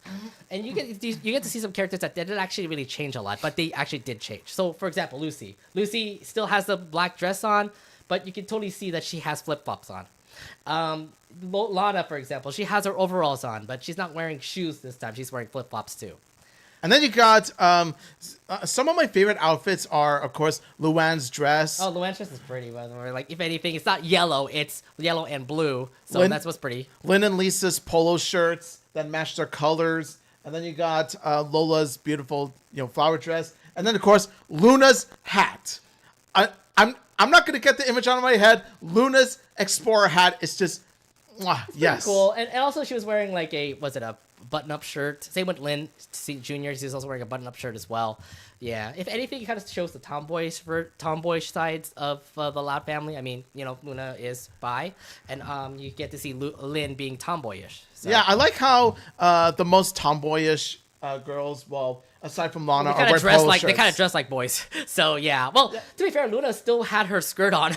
The only thing that she changed was her top. The button-up shirt, if anything. Yeah, the top button-up shirts are the tomboys are wearing them. And again, you also get to see Rita change up her clothes a little bit. She's not wearing the pants that she always wears all the time. It's now very comfortable. And you also get to see Lily in purple, in a purple dress this time.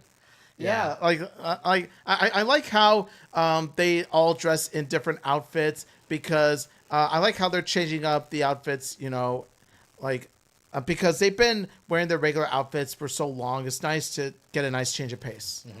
Either way, this particular scene is just great just to see the Loud sisters hanging out. Even though the Myrtle is fake, it is them having a fun time having a bachelorette party and all. Myrtle may be fake, but the fun was real. So let's actually move back to Lincoln because he continues to do some spy stuff here and there. He has his David Steele stuff, listening into what these villains are doing. We get to see Lincoln also try to creep up with those sort of villains that are in that kitchen of Rubiners. And you're thinking oh my god, Lincoln can be able to actually take down these villains. But no, actually he got hijacked by somebody. That's Myrtle. So Myrtle did catch up to Lincoln and Rubiners and obviously stopped them because things are going to get dangerous from there. You see, Lincoln Loud was going to be in trouble one way or another. So, hey, you gotta have, the one that is the lesser trouble, which is Myrtle. Yeah. And this is where we get to see Lincoln actually show the fact that he accepted the mission behind Myrtle's back, which made Myrtle angry. So kind of natural reactions, right? Kind of makes sense why Myrtle got so angry at Lincoln, the fact that he accepted the mission for her.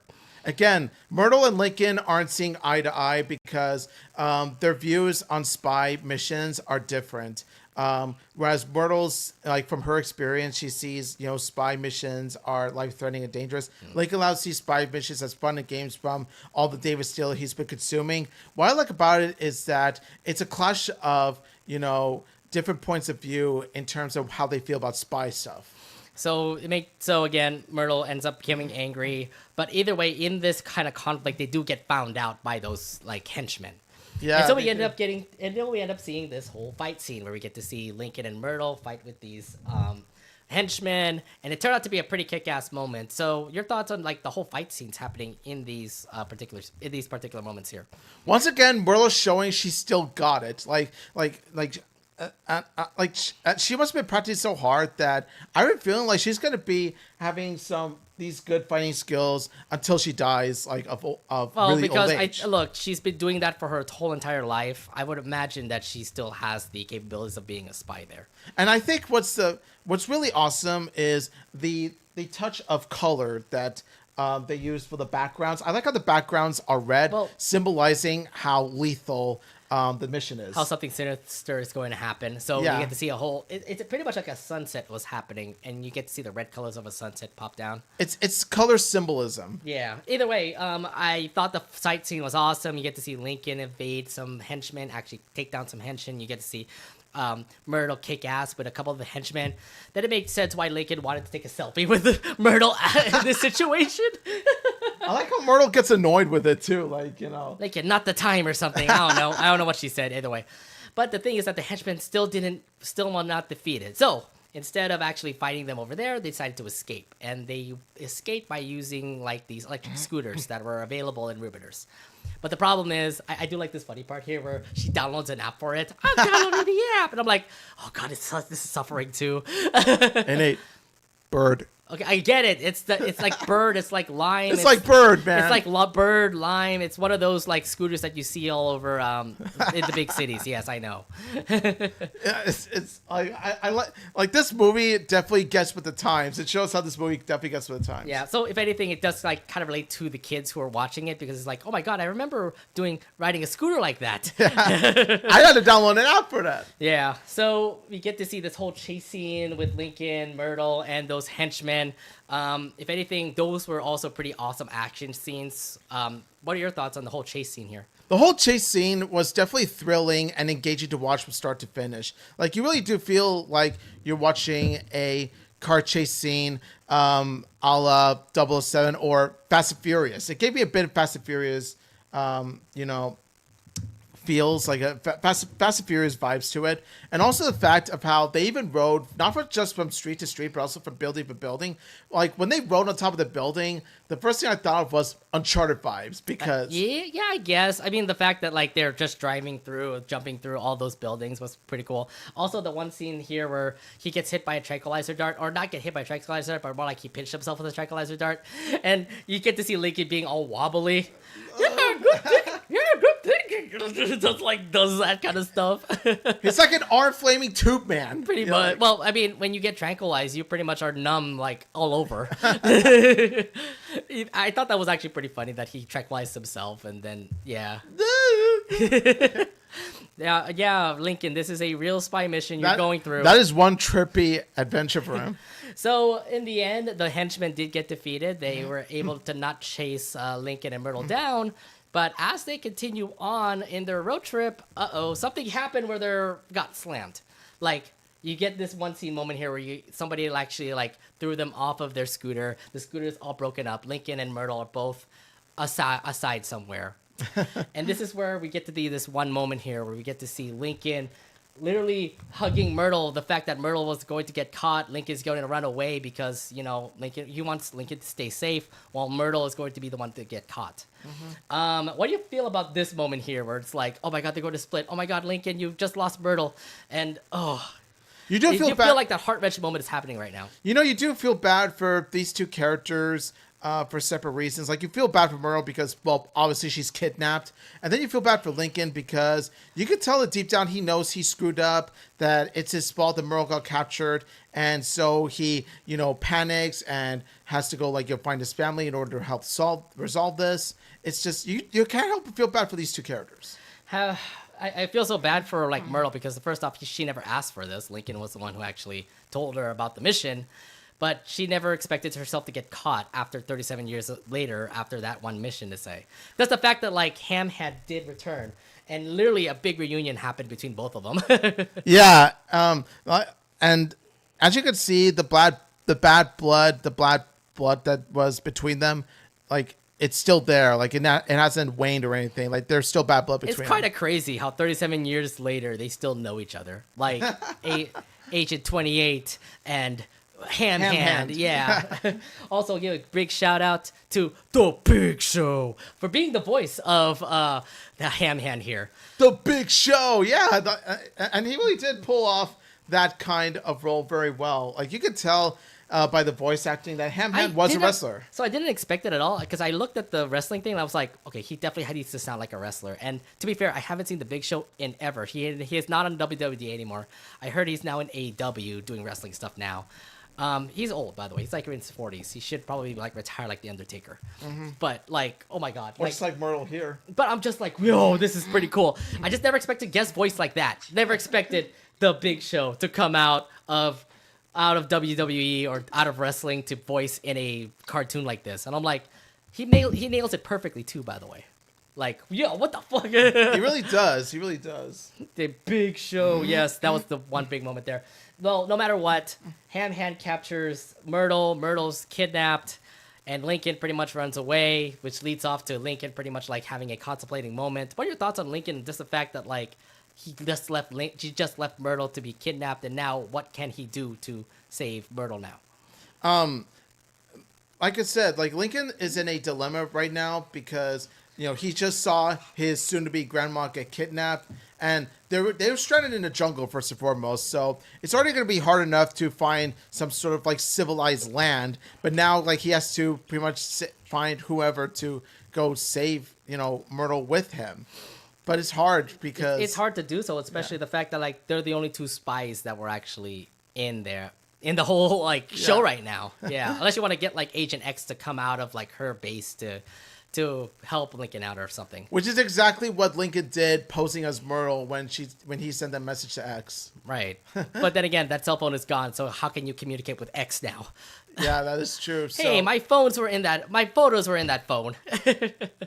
Also, I do love like the whole banter that that Myrtle does. It makes her feel like a very funny spy, not like a boring spy or anything. Oh yeah, no, like there's some witty humor that is being delivered in this movie, and definitely the dialogue exchange between Myrtle and Ham Hand is no exception. Indeed. I thought this just was awesome. Either way, Myrtle's kidnapped, Lincoln is gone, Lincoln's trying to find like some help, and luckily he was able to find help with the fact that like the Loud sisters were able to find Lincoln. The problem was like, wait, you guys are in like the random spot of the jungle. Why the hell are you doing there? The bachelorette party is going to the jungle. Yeah, like Lincoln just somehow managed to, spot the limo that is approaching Lincoln, and lo and behold, it's Lincoln's sisters. Yeah, you just see Lori and Lola pop out of nowhere, just saying like, "Are you playing spy again?" Yeah, and I like how Lori and Lola have like the same energy from the same look they give to Lincoln, all the way down to their simultaneous laugh when Lincoln mentions about how Myrtle's being kidnapped. It's just like Lola does feel like a little Lori, and Lori does feel like a grown-up Lola. Yeah, well, I guess you could pretty much put it like that.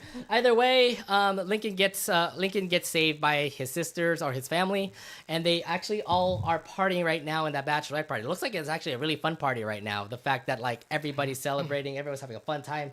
But remember that Myrtle that is literally sitting next to Lynn is not Myrtle.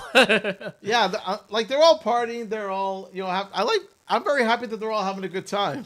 But remember, there's a fake Myrtle. It wasn't until Lincoln finally found out that it's a fake Myrtle. And it's kind of obvious. Like, ladies, do you not know there's a thing up on that, up above his head?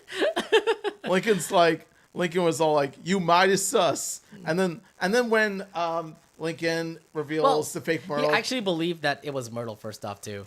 Do you remember like Myrtle? Thank goodness you're saved and stuff. And then he just realized like, oh my god, that's not Myrtle because of the whole thing on the top of the head. No, not like Lincoln thinks that Myrtle is sus the moment he saw that thing in his head. He was the first person to do it, not the Loud sisters. I thought they were smarter than that. I thought Rita was smart on that. She's supposed to be the adult. I don't know. Maybe she doesn't know her mom that well, her future mom that well. I mean, she should. Her father's freaking marrying her. I just found it weird that like out of all people, it's gonna be Lincoln to know what the heck that thing is pointed up.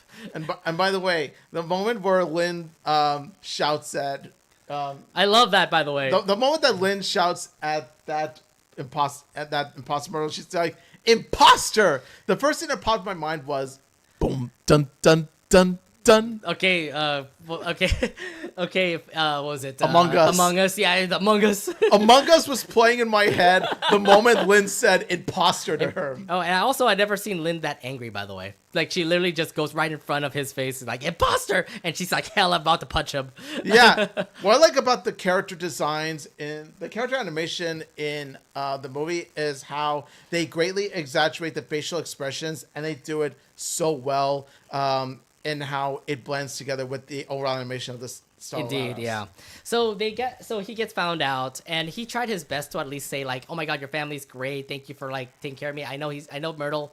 I think Myrtle has been like a great time for your family and stuff." He gave some generous words. Either way, he still gets kicked out of the limo. Just like an imposter gets kicked out of a spaceship, the imposter gets kicked out of a limo. Poor kid. I know you went through a lot. I just hope Myrtle gives you a really big tip. Yeah, and you know what? To be fair, he did have a fun night, and he deserved it after hard work. Despite the fact that he had to disguise someone else to get that fun. Yeah. So yes, the ongoing quest continues. Now the whole family knows that Myrtle's been kidnapped. Even Lola literally just said like, "So Lincoln's story is true." I thought that was actually pretty sweet. I didn't know like Lola gets so doubting Lincoln, but now it's real, and now you get to see like Lola just like contemplating what the hell happened. Yeah, I like how like even Lola has this humble moment where she comes to somewhat agree with Lincoln. And also, there's that one scene where Lori's saying like nobody uses calls anymore. They use emojis. And that's when Rita gets agitated, and she's like, "Just do it. Just call him." Sorry, that's a great scene. I'm sorry, I'm a Lori fan. Gotta really point that out. Okay. So yes, Myrtle is gone. They have to call the authorities. And once they did call the authorities, Flop, or I don't know, whoever his name is, Louis or something. Captain Filippini or something? I don't know. Either way, they dashed all the way to the island's police center. They obviously bring up the story about what happened to Myrtle, or they need somebody to help us out. And you know who's behind that table, by the way? The police officer's table? Wait, what? Another one? Wait, I need to do a DJ Khaled, another one. Oh no, I need to do a Thor, and the Thors be like, another. So yes, another flip came out of nowhere. The swip, I like it. Another. I'm kind of wondering like how he switched from being like Flop to Louis and then to the officer. Dude is everywhere.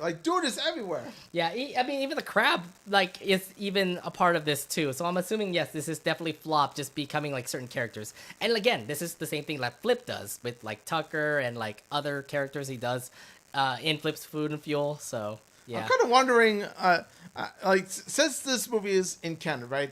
What are the odds that Flip might unite with Flop? Like maybe. It's an episode I don't want, but I know it's gonna happen. It's gonna happen. So remember, this is now canon to the show. So all the events that'll happen in this movie will probably happen to the future episodes of The Loud House. So something tells me that there's gonna be a probable like Flip reunion happening. Flip flop reunion. That's funny to talk about.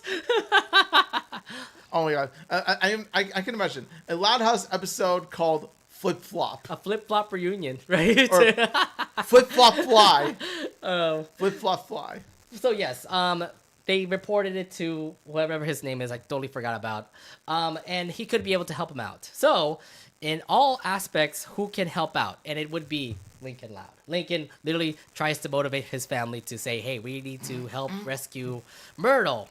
And at first, the Loud family was kind of like contemplating about it, but it wasn't until Pop come in and actually motivated him, saying like, "I will do whatever it takes to save my future wife." Yeah, and my Myrtle Dove, specifically. Dove. Yeah, I don't know specifically how the lines were, but yeah. Yeah, Pop. I like how Albert is the first to say yes, hell yeah, let's go, because it is his future wife. It's his fiance, so it makes sense that he would be the first besides Lincoln to volunteer to do it. And so the whole family starts to get engaged in helping to save Myrtle. But how can they do it? Because they're just a Loud family. They don't have like much inventions like what David Steele has. Well, luckily they have a person that can help them out with that. Lisa Loud. Okay. I'm not gonna lie. That whole menacing face that Lisa just puts up there, goddamn. That's an entire meme of it itself. I was just like, holy shit. Okay, look, I get it. Again, we look back at like, remember the old what was it? Creepy Lisa faces? No, not that. I was thinking about the old David Steele episodes. Like, look at who got those inventions for Lincoln, Lisa. And now you're telling me Lisa's going to be making inventions for the whole entire family? Well, this is going to be a fun ride for her. It made sense why she smiled like that. Yeah, she's going to have a blast with it. And then she's like, after she laughs, she's just like, meet me at the hotel center in the morning. That was absolutely crazy. If anything, this is like Lisa's time to shine. So Lisa goes out to her room. She has all these inventions being built with Todd. And it looks like they have a David Steele kind of episode happening, huh? I mean, like, we've always had a David Steele episode, like, from the very beginning. But it's just, this is where the movie, like, further amplifies the David Steele energy. It just makes it a whole lot better with the fact the whole family is actually being involved in this. Like, Again, comparing this to like the Loud House movie, this is absolutely what I was wanting for. That everybody gets involved, that they all are in it together to save Myrtle. Yeah, they became much more involved in this movie than the previous. And that's what I liked about it. It's like, thank God, thank you. I wanted the Loud Sisters to do much. I can't just be all about Lincoln. If anything, there's everybody. Everybody's being involved. Thank you. Yeah.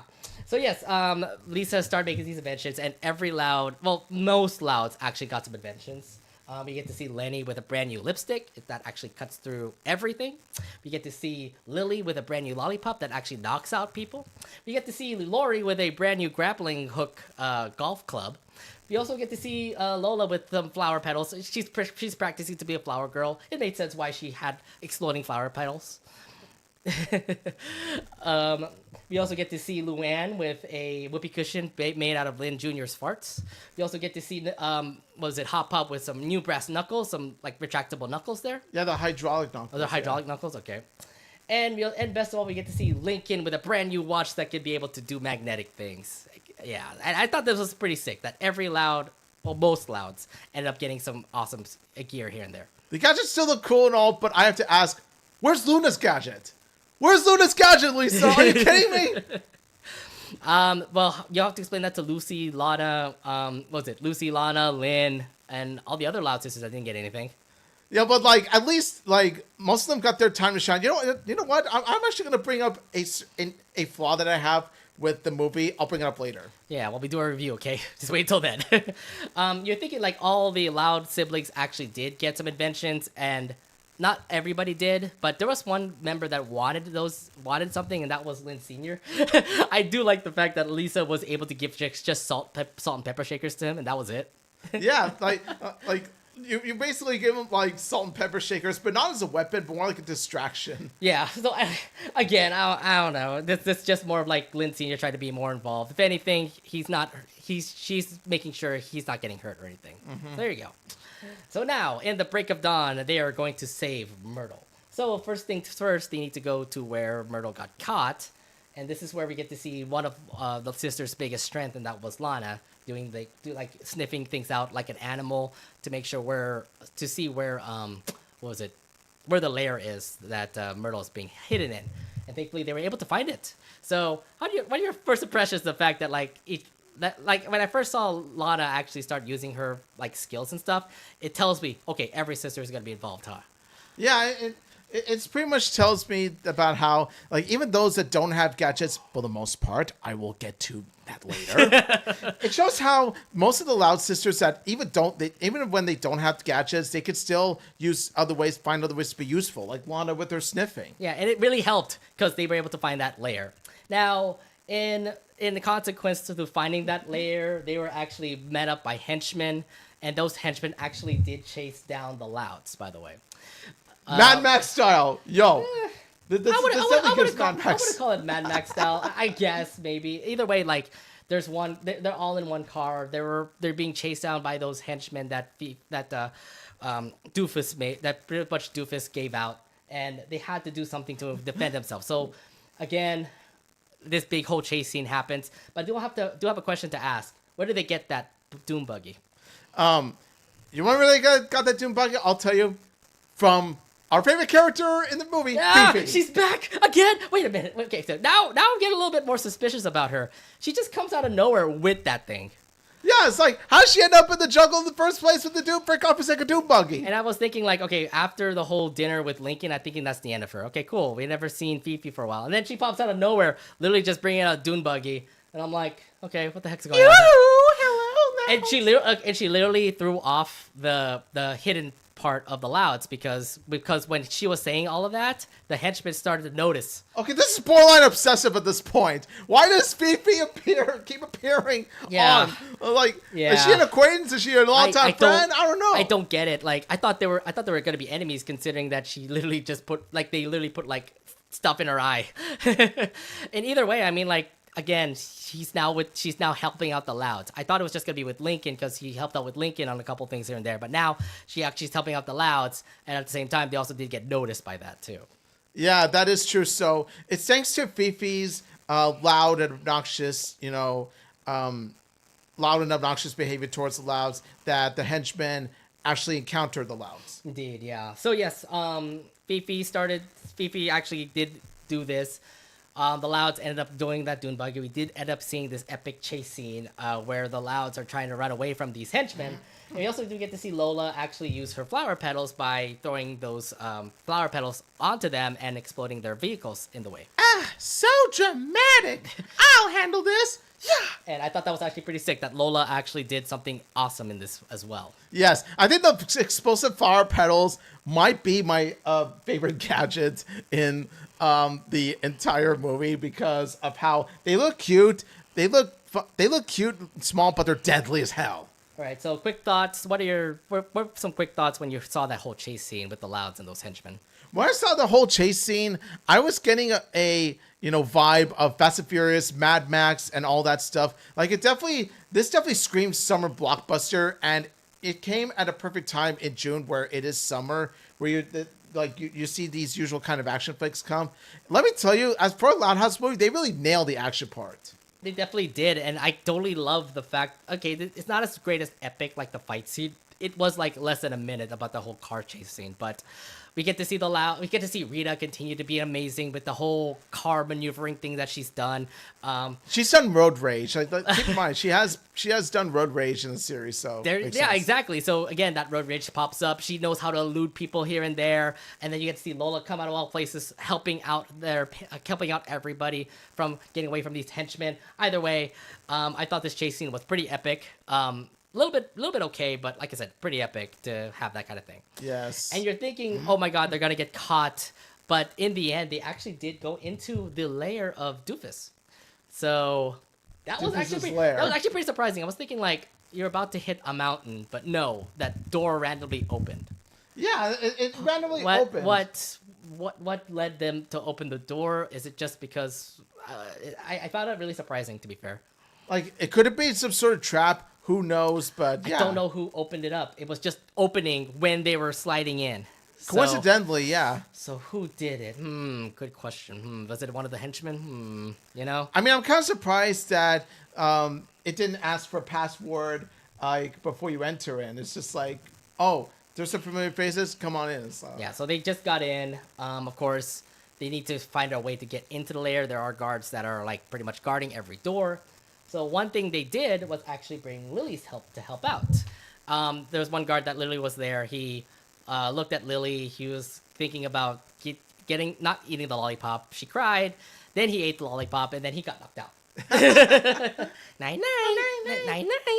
That's our Lily. Let's go. You know what, though? If anything, this is pretty epic. This is an epic Lily moment. So if anything, proud of Lily for her to do that. Yeah, definitely. Lily has come a long way. Look, she's just not a baby anymore. She's now helpful, okay? She finally has episodes that are really lovable. Going from being a baby who poops in her diaper to this. Yeah, if anything, like I said, Lily has now become a very helpful Loud. Yes. So now the Louds got into the lair. One thing I'm really bugged about is the fact that there's a directory for this lair, and look what's in the lair. Apparently, Lenny's store is in the lair. Reiniger's, you're telling me that Reiniger's is part of the lair? Yeah, apparently Reiniger's is in the lair. I find that to be odd. I'm like, wait, what? Yeah, Lenny's going to quit that job now, and she's going to be like, boycott Reiniger's. They're trying to kill my family. Maybe that. I don't know. They have to bring Fiona and Miguel also with that, too. But seriously, why a directory in a lair? What is this? Okay. What? Is this Westfield Valley Fair lair? Oh, to be fair, I found that to be a very funny thing. Like, I like the comedy that comes with it. I'm like, okay, this is just a random lair, but I'm like, wow, a directory? Wow, does the henchman get lost so easily? I mean, it's a big lair, so, even henchmen, tend to get lost in some way. Yeah, either way, I mean, I thought that was just like one thing that I wanted to point out. I was like, what the fuck? Really? We're getting a directory? And Reiniger's is in there, apparently? Yeah. So they did find the jail cell. Looks like the Louds found their way to get through there, but they do fall into booby traps, and unfortunately, Lincoln fell into one of them. This actually split the family up into two groups. Lincoln doing his own thing, while Lynn leads the other group in trying to get all the way up to Myrtle's jail cell. It's Lincoln, Luna, Lenny, Lucy, Lily, Lori, and Pop Pop. And then you got Lynn Sr., Luann, Lana, and Rita. Yeah, So all of them are trying to find their way to get to Myrtle's jail cell, and now we have two separate stories that happen in this particular lair area. So let's talk about it. We get to see Lynn. We get to see Lynn's. So I'm going to put the Lynn's here just because Lynn Sr. and Lynn Jr. are in this. They're trying their best to hide from all the henchmen that are walking around. This one person literally was walking by, and out of all places, Lynn came in there just to kick his butt. I also noticed the name. The name is Tony. And did you remember, if you recall back in that one scene, that is Tony's birthday today? So you could say that was quite a birthday bash, if you know what I mean. I guess you could call it like that. So yes, Lynn was able to take down Tony. Tony, like they were able to disguise like one of the family members as Tony. And even Lynn Sr., out of all places, with those salt shakers, actually knocked out these two guards. So I thought that was also pretty funny. What do you thought? What did you think about this? Yeah, it turns out that Lynn Sr. Actually found a way to make the salt and pepper shakers an effective weapon after all, because it made the henchmen seize and it made them pass out. Indeed, yeah. That's quite impressive. You know what, though? I thought that was actually a really funny gag to say, because you were thinking like Lynn Sr. with those salt shakers, not gonna do much. But no, they actually did help out in the end. They actually did, yeah. So yes, there's that. Looks like they're going all their way up to Myrtle's jail cell, but they kept getting stopped by other henchmen. But of course they don't want to get caught. So what do? Apparently hide inside the clothes. They hide inside Lynn Sr.'s jacket. And then the other henchmen, they're funny the way that they sing "Happy Birthday, Tony," and they think, "Oh, he ate a whole birthday cake. That's why he's, Yeah, that's why he's kind of like big. That's why they're all weirded out. Like these henchmen, they're all weirded out about it. But like, hey, happy birthday, Tony! Happy birthday, Tony! And they kind of said it in an awkward way too. And I do feel bad for everybody in that like jacket, because like you get to see like Lola suffering. Like, I need air. Yeah. Literally, her face like literally pops out of the clothes. Remember that? Like they're all suffocating in there. So there was that, and then you get to see like was it Lisa getting like heat stroked and all? Rita's in there too. Luann is in there too. So like, oh my god, they're like dying in there, trying their best to like survive this while they go up to Rita's cell. I'm sorry, go up to Myrtle's cell. Yeah, and throughout the elevator ride, even more henchmen come and they say, "Hi, Tony." Hi, Tony. Yeah, I remember that. We'll go back to that later. Let's actually look back at Lincoln's group, because they have their own sticky situation as well. They have to cross this certain bridge, but this bridge literally has a lot of henchmen around. So the plan that they wanted to do was to kill the lights, and thankfully Lenny's little weapon actually helped out in that. Yes. So this is where one of the Louds uses their gadgets to pretty much make use of the gadgets that Lisa gave them. So yeah, you do see her, cut the light out with this lightning lipstick. Yeah, you get to see the lights cut out. You get to see, you get to see, sorry, that's the next scene. Oops. You get to see Lucy actually help out because she has night vision. So that's an also helpful tip for Lucy. And you're thinking that they'll make it all the way to the other side of the bridge, but thanks to one of the henchmen who has a flashlight, they immediately get caught. Uh-oh. So, indeed. Yeah, so your thoughts on that little moment there, like, this is not good. I mean, even though their plan almost worked, it was inevitable that one of the henchmen would somehow spot them, and one of them just happens to have a flashlight that flashes on them. So it did flash on them, and then now pretty much it was an escape route for each of them, considering that they're just pretty much firing lasers at them. Mm-hmm. So yeah, they were on a chase scene. They're trying their best to pretty much escape. The bridge does give out, where it actually does fall to the ground. But thankfully, one Loud actually used her weapon to help save them all, and that's my girl, Lori Loud, actually. Grappling hook! She used that grappling hook of the golf club, and she rescued the Louds from falling into that pit of henchmen, to say. Yeah, so Lori got to have her moment there as well. Yeah, it's something that Mabel would love. Yes. Speaking of, yeah. And I will have grappling hook! I need something like that. I'm a golfer myself. Lori, can you help me out with that? And then we go back into the Lynn's, and apparently Lynn continues to get worse, considering that there's so many people in that elevator shaft. literally saying happy birthday to him, and they're all getting so suffocated in there that they need to do some sort of last minute resort. And this is where we lead to seeing Luann use her projectile on this particular moment. So yeah, Luann uses the whoopee cushion with full of Lynn Jr.'s like farts, and actually pull a stink bomb on him. Yeah. So yeah, that's what they used to escape. Yeah, and once again, I like how this entire scene shows of how useful Lisa's gadgets are. Yeah, and if anything, the strategy worked out. All of them are able to make it to Myrtle's jail cell.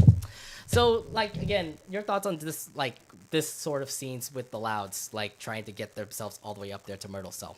It really does show how not only do they work well as a team, but they work well as a team with their own gadgets. They make their own gadgets very useful.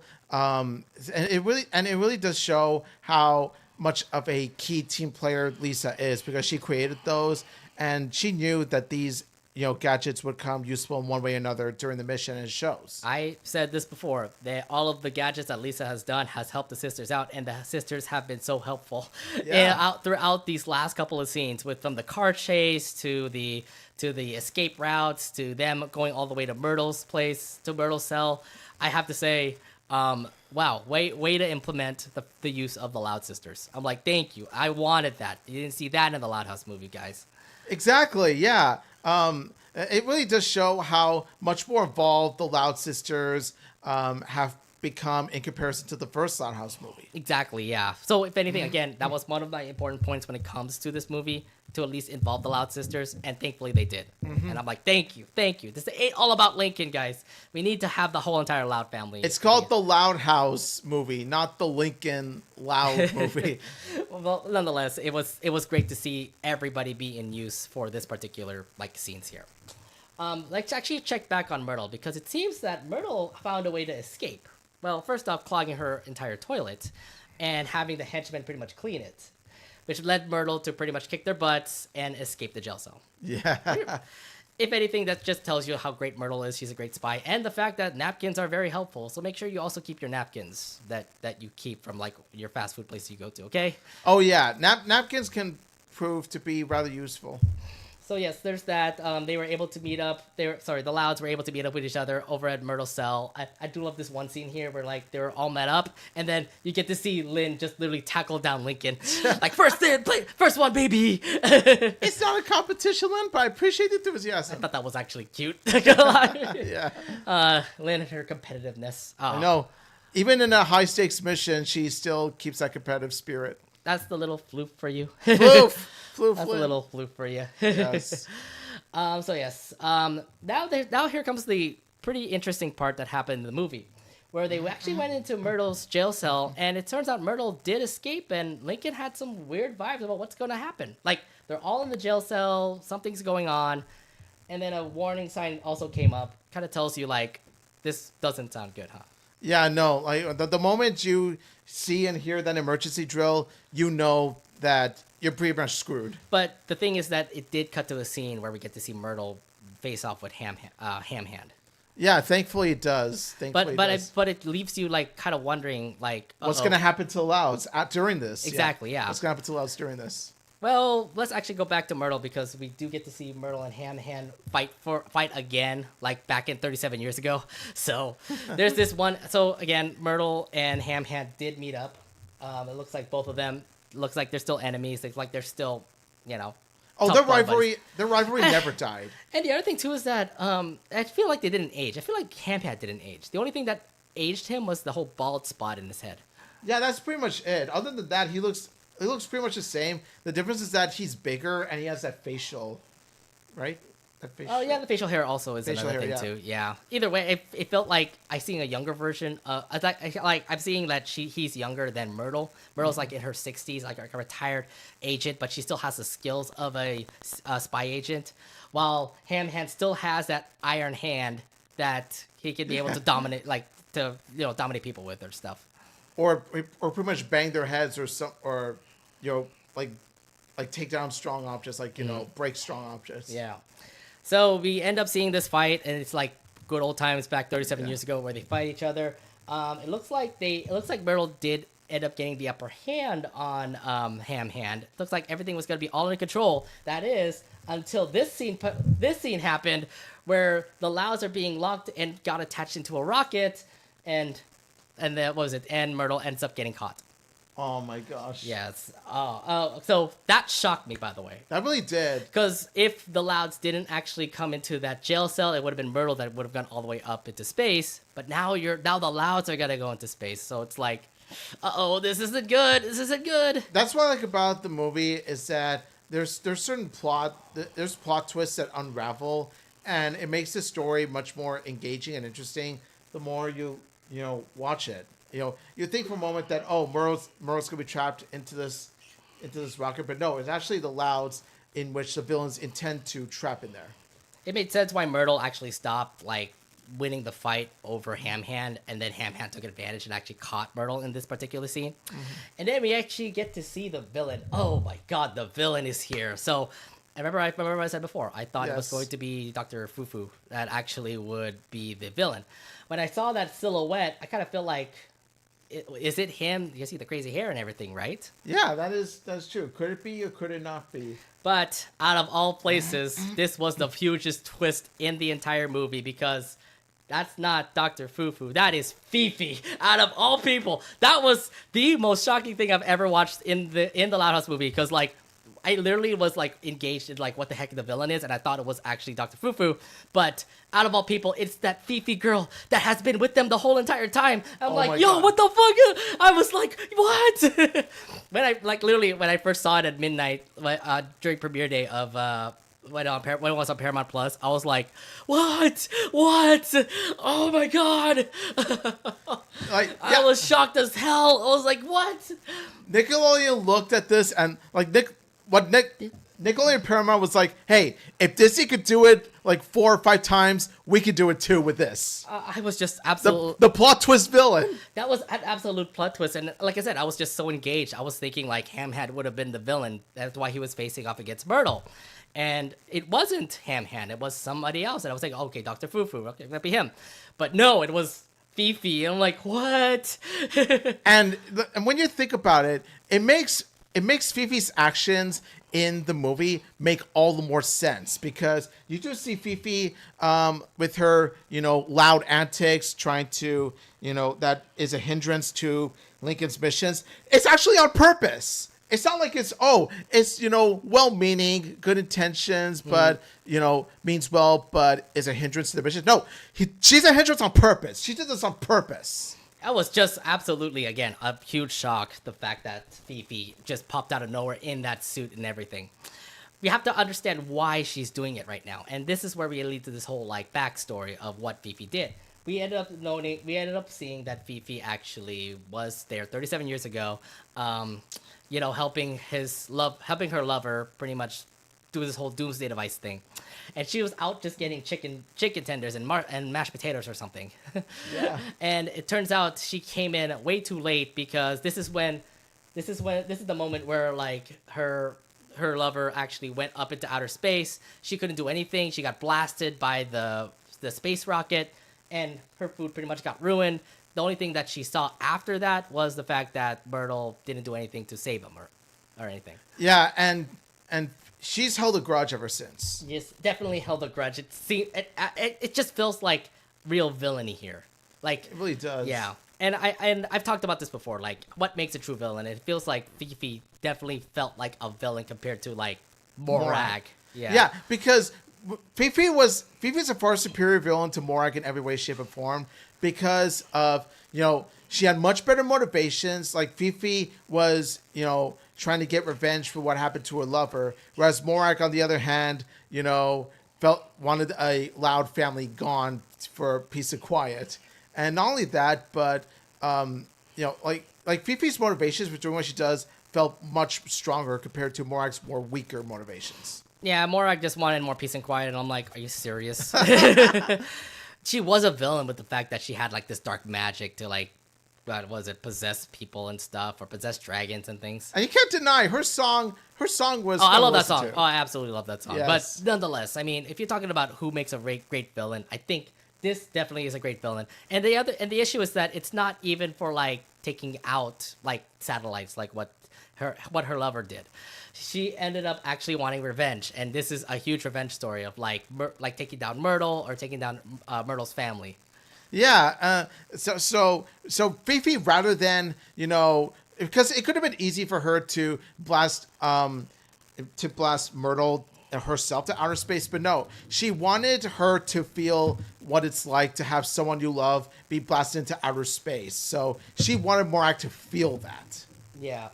So yes, this is actually 37 years later. The revenge is still there. Like there's a huge like revenge story happening in this part here.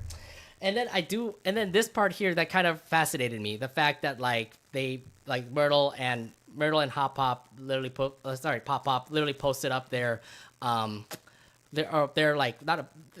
wedding ceremony over at the Royal Woods Gazette, which led to Fifi actually doing some research on the Louds. She literally knows which Loud is which, like who's the creepy one, who's the one that's actually prone to flatulence, who's into this and that to say. Prone to flatulence, it's a toss-up between Lynn and Lori. Yes. To which Lori's like, stop it, Lynn! But one particular moment here was the fact that Fifi used Lincoln to pretty much lure everybody here. This leads up to this one particular moment that they took the fucking thing from the Loud House movie, and I'm freaking crying. What the fuck? You can't have a Loud House movie without sad puppy eye Lincoln. Why would you put Lincoln like in this situation? He's again back to the sad moment like we saw back in the Loud House movie. Like he wants to go home. This part is more of like, oh my god, I just can't believe I was used like this. Oh. A little boy playing spy. Oh, how dare you do that to my boy Lincoln? That's just so sad. I'm like, God, the eyes just popping out of there. I remember first watching that, and I'm like, dude, no, Lincoln, no. Yeah, it's when you look at Lincoln, and it's even more sad than the first because it's not just the eye pupils, but it's also the marks on around his eyes. Oh, I mean, besides that, it's like the whole feeling of sadness is different. Like this way compared to like the Loud House movies. It's stronger. It's stronger. It feels like it's so much stronger. It's like he betrayed his family.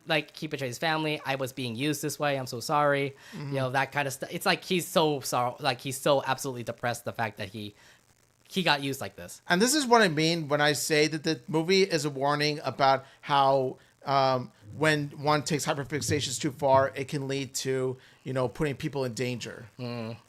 In the end, though, the whole mission is pretty much clear. Fifi is going to launch the Louds into space, just like what they did 37 years ago with his lover. And she's going to make sure that Myrtle's going to watch. And that's going to be so sad. Oh my god, she was such a freaking evil person by doing that, by the way. Yeah. So, out of all places, Myrtle needs to do something about it. She actually was able to escape Ham Hand's grasp, and she needs to find a way to save the Louds. And this leads up to this one epic fight where we get to see Fifi and Myrtle fight. They were trying to, Myrtle tries to get that remote that Fifi's holding. It turns out that Fifi still held onto that remote, even like literally at the last minute's grasp and stuff. Like, this is your only chance, Myrtle. Can you be able to save your family by like rescuing Myrtle, by rescuing Fifi or something? But what was crazy is the fact that Fifi wanted to let go.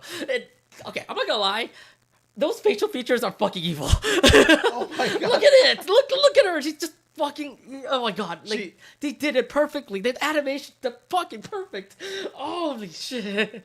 Yeah, she rather fall to her death than help Myrtle save her family. She'd rather die than let go of her hate. Well, she didn't die.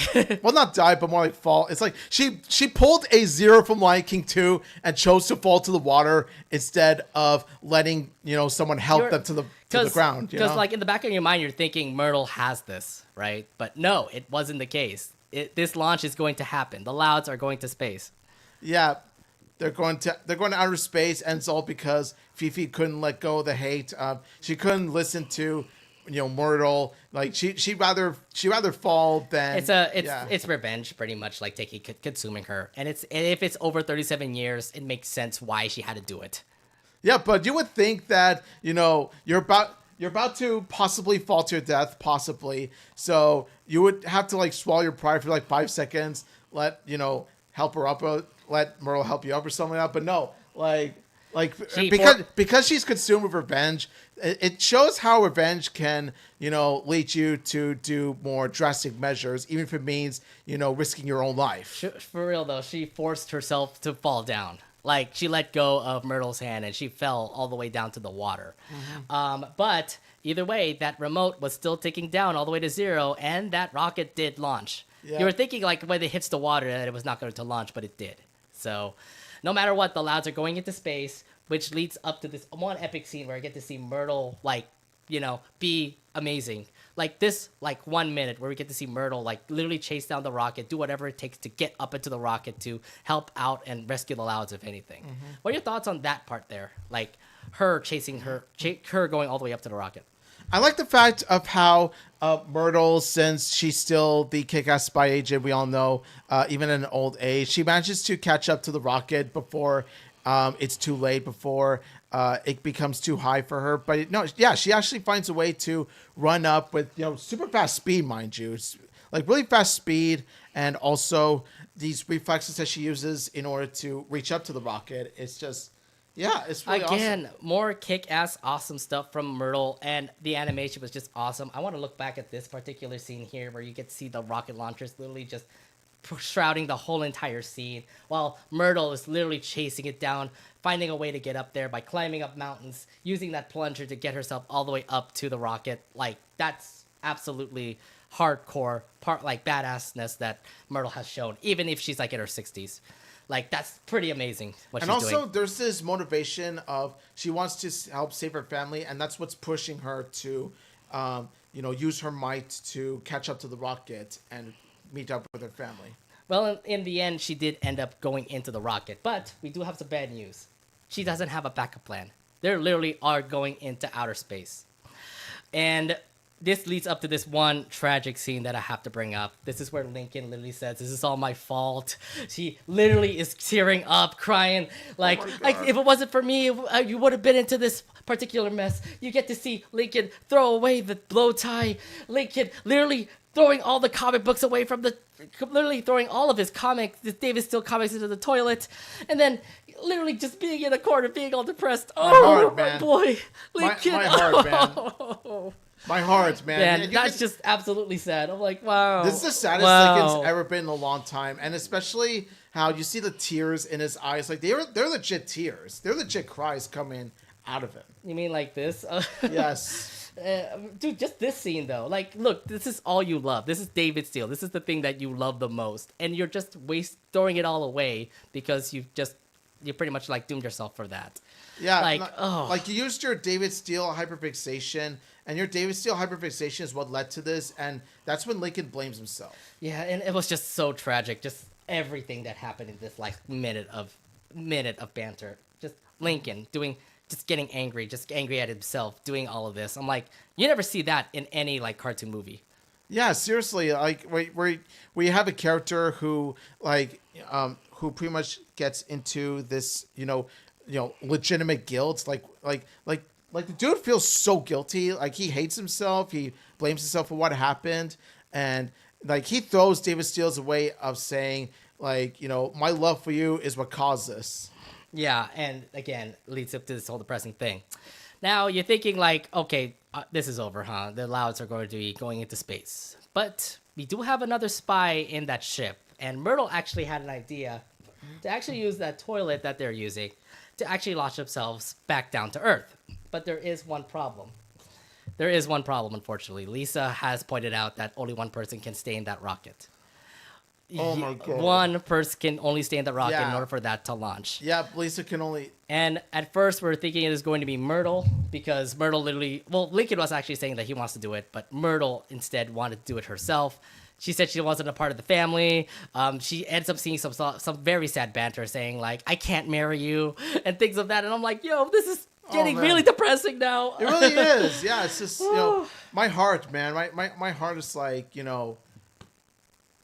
Yeah. It's really touchy, emotional stuff, man. It's just, Oh, my God. Yeah. And, they were going with the plan, the fact that, Myrtle would be the one to leave. I mean, you can totally see it in her eyes that she doesn't want to leave, but it's the only way to make the Louds live. And then this moment happened where we get to see Lincoln, out of all people, sacrifice himself. Oh my He God. sacrificed himself to launch the louds down there. Okay. I think what everybody was kind of thinking was like, they can't do this. They cannot kill off your main character of the show. In the back of my mind, I'm thinking like he's gonna get rescued some way. But I felt the emotion. I absolutely felt the emotion that happened in this film, where it's like, yo, you sacrificed yourself, Lincoln. No, how could you know? Oh, yeah. What were your thoughts in this like moment here, where like Lincoln Loud, sacrificed himself for the protection of his family? This was peak Lincoln moment right there. It is just, it's so wonderful. It's so beautiful because of the fact of how, like, it's basically, Lincoln Loud, like he decides to pretty much take in Myrtle's own words that was echoed to him, where it's like being a hero is about sacrifice. It's about doing the hard thing, and here's Lincoln sacrificing his own life. His own life. And he's 12 years old. He's not even in his teenage years yet. And he's still sacrificing his life in order to save his family so that the rest of his family can live while Lincoln goes up to outer space. I know we've had some amazing Lincoln moments that happen in the episodes and movies. What do you think this is the biggest Lincoln moment that he's ever done? Oh, yeah, definitely. Like, it even tops Lincoln crowning Angus as Duke. Like, this tops it all. Number one Lincoln Loud moment right there. It really does show the character of Lincoln. It's where his character truly shines. It's where he shows how big of a heart he has. That sacrifice that he has done, man. I mean, you just never expect that, because you're thinking like the main character is going to escape this somehow. And now in the back of your mind, after the fact that he actually sacrificed himself by being the one person to go up into space and actually launching the rest of your family down to Earth, is making you think, oh my God, don't tell me Lincoln is going to die. Like, oh my God, he sacrificed himself? No! Yeah. I was like, I was shocked. I was like, literally like saying, my God, Lincoln, no! Like, throughout the whole like movie, I'm like, no way you could be able to do that. This is crazy. Yeah, it's there's no other way to put it. It's heart-wrenching, yet you got to give mad props to Lincoln for this. Like, Lincoln has my utmost respect after this Oh my scene. God, yes. If anything, if anything, it just shows how a main character is supposed to run. And even though he's like, what, a 12-year-old kid, he does this kind of thing to save his family. Like, you never expect that. I'm like, wow, thank you very much, Loud House writers, for doing that. It makes you think Lincoln is an awesome character. Yeah, exactly. Like, you never think that, like, before this movie, you never think that he would make that kind of heroic and courageous sacrifice. But no, like, this movie proves me otherwise. It proves that, like, when push comes to shove, Lincoln can really pull through for his family. Oh my God. I mean, like, he's growing up to be a better character, and I think this was the peak of his character. This really was. It definitely was the peak of, like, how he became, like, the Lincoln Loud that we love and all. Now in the back of my mind, you're thinking like, oh my God, is Lincoln going to die? I like, back in my mind, I'm thinking, no, you can't. If you're going to pretty much kill Lincoln, you pretty much ended the Loud House. Well, yeah, obviously they're going to bring back Lincoln in some way, shape, or form, but there was some emotional weight in the scene. That's the thing. But like in that particular moment, you're like as sad like the Loud family. Like, everybody was absolutely in tears. The fact that they can't see the little brother anymore. Like, I remember like when they all left, like Lynn Sr. was like, call the NASA, call somebody, while Rita's literally tearing up and Rita, I mean, I get it, it's your freaking son. You're tearing up like this. Yeah, Everyone's tearing up literally, like this. literally, even though it was like man. only 2 minutes of scene, I was just freaking, like, I would bawl. Like, in this particular scene, I'm like, no way, Jose. No way, you can't do this. I think your bro's here, by the way. We're recording still. Sorry. Yeah. Oh, anyways, yeah, this particular scene, man, I'm like... Yeah, man, it's just... There's no other way to say it. We all felt what the Loud family's feeling. We all felt that because, yeah, this was an emotional, powerful scene in which Lincoln sacrificed his own life, and they're thinking they're never going to see their son, grandson, or brother ever again. It's just, you can't help but feel for them. Yeah, this actually makes it a little bit more emotional, the fact that in this next particular scene, this card came out of a comic book, and it's tearing up too. Oh my god. Look, I get it. Look, everybody, you guys are probably going to have some emotional weight when you're watching this film, especially these particular scenes. Like, I don't know what the writers were doing, but they definitely impacted us so much in this movie. I'm like, yo, what the fuck is this? How, like, you never expect this in anything, in any Loud House movie, in any Loud House episode or anything. Yeah, like the emotional weight never got this big. This is where the Loud House has shown that for a goofy comedy, a goofy wacky slice of life comedy, like when it does pull off these emotional scenes, they do it very well. Indeed, yeah. So you're thinking now, look, we're all emotional and sad, but out of this particular scene, we do end up getting something of a bright idea. And that is where Lisa's, Lisa's satellite. Genius. Yeah, Lisa's science comes into mind. She actually makes contact with that particular satellite that was pointed out earlier in the movie. I knew it! I knew that this satellite would play an important role in the movie somewhat. Yeah, and you know what? That's really great. If anything, you're thinking like, oh my god, this is just one random banter thing. But no, it did pop up in the end. And again, great job for the writers to actually point that out. The satellite was able to knock down the satellite that Lincoln was in. He actually hurtles all the way down to the ground into the ocean. And this is where it becomes a life or death situation where, oh no, Lincoln, you're dying. You're about to drown. You're about to drown in the water. Lincoln's dying. And this is where we get to see a biggest pop moment happening here where he goes all the way down to the spaceship. He literally kicks the window down, if anything. And in the end, using those hydraulic knuckles, saves Lincoln, his best man. Yes. Pop to the rescue. Yeah, so how do you feel about this like emotional roller coaster that you went through from this movie? Oh my gosh, like I have never been this emotionally invested in I haven't been this emotionally invested, this emotionally damaged, like this emotional raw emotion and a Loud House related, thing ever since Really Loud Music. Like Really Loud Music was the last time that I felt this, raw emotion. When have I actually felt like sad in a Loud House moment? That's the question, right? Like, when have you ever felt like raw emotion? Like ever felt very sad in an episode or Really Loud Music when Luna sang "What Have I Done"? Maybe that one, yeah. There's also the Loud House movie in which Lincoln leaving Scotland. Yeah. That particular one too. Nonetheless, I mean, this one I think beats every like sad moment that happened in the Loud House. Well, yeah, because at least in the other two, like none of the lives were at stake. Whereas here, though, like lives were at stake. Like Lincoln almost died. Think about it. Indeed, yeah. Oh my God. Either way, Lincoln gets rescued. They have this one warm, heartfelt moment here. I think Lisa said something about like nobody leaves a brother behind or something like that. I don't know, but I remember Lisa saying something. They're all hugging. The family pretty much is reunited. Yes. This moment here, man. This moment's beautiful. This has been so. This thing just like gets me. I was like, oh my God, they are hugging their little brother. They're all together. But remember, they're missing one family member. They have to bring in Myrtle. Even though Myrtle did all this like spy stuff, she was about to like leave the family, but you can't do that. Look, they all still recall Myrtle and what she's done. They still love her no matter what. They still consider her, family. And I'm gonna tell you something else.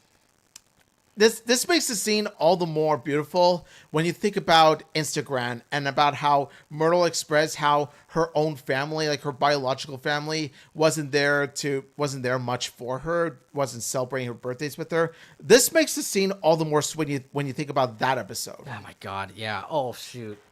If anything, they are welcoming her back into the family, and we are still having a wedding. Yes. And I do like that part here where it's like, where Myrtle is like, thank you for that. Then even Pop said like, does that mean let's get married? Let's get married! And I thought that was adorable. Let's get married. So yes, everything is back to normal. They are still having a wedding, and here's this one scene that absolutely like got my heart here too, where Myrtle thanks Lincoln for being an awesome spy. Look at the look that Lincoln gives. By the way, look at the. How can you say no to that look at the face? look How he can you gives say to no to that Lincoln. face? And then there's this awesome scene that happened where Lincoln actually sacrificed his watch to get wedding rings. The thing is that the wedding rings were tossed. If you've seen during the fight scene where Fifi actually threw those rings away, obviously those are priceless rings. You can't do much about it. This is where Lincoln continues to fulfill his mission and actually gets rings in a way where he actually trades that valuable watch that he has into those rings. What are your thoughts on that sacrifice that Lincoln's done? This really does show how Lincoln still continues to be the hero that he strives to be, still living up to Myrtle's words that are being used for him, in which she says to him, being a hero is about sacrifice, doing the hard thing even if you don't like it. It was hard for Lincoln to trade in his David Steele collectible watch for the sake of getting these bamboo rings for Myrtle and Albert. It's just really beautiful. It's really sweet. You know what, though? This just tells me that Lincoln is growing up. Like, he's becoming a better person, not the same selfish Lincoln that we've seen back in the first season. He's growing up as we continue on in season 8. Lincoln has just become like a Chad. He's just became like an amazing person, a Chad, like those folks that you want to respect more. And that's what I like about Lincoln. Like, he could be that selfish kid that loves to be spies. In the end, he knows what's best for everybody. And he ends up doing this kind of thing. Like, you may lose your David Steele watch, but in the end, you end up fulfilling your mission of those rings. Yeah, it does show how Lincoln has come a long way as a character, and we're proud of him for it. Indeed. Yes, so they did get married. Congrats out to Myrtle and Pop-Pop. We also do get to see the scene where Lori's practice actually ended up getting her the bouquet. Yes. Ultimate W for Lori. Yeah. And so I'm seeing the next movie going to be a Bobby and Lori wedding. Just watch. I called it. Like I was saying before, after this, Lori Bobby wedding gonna happen. I love you, Lori. You're great. You're great. Then we also get into the whole wedding reception where we get to see everybody party.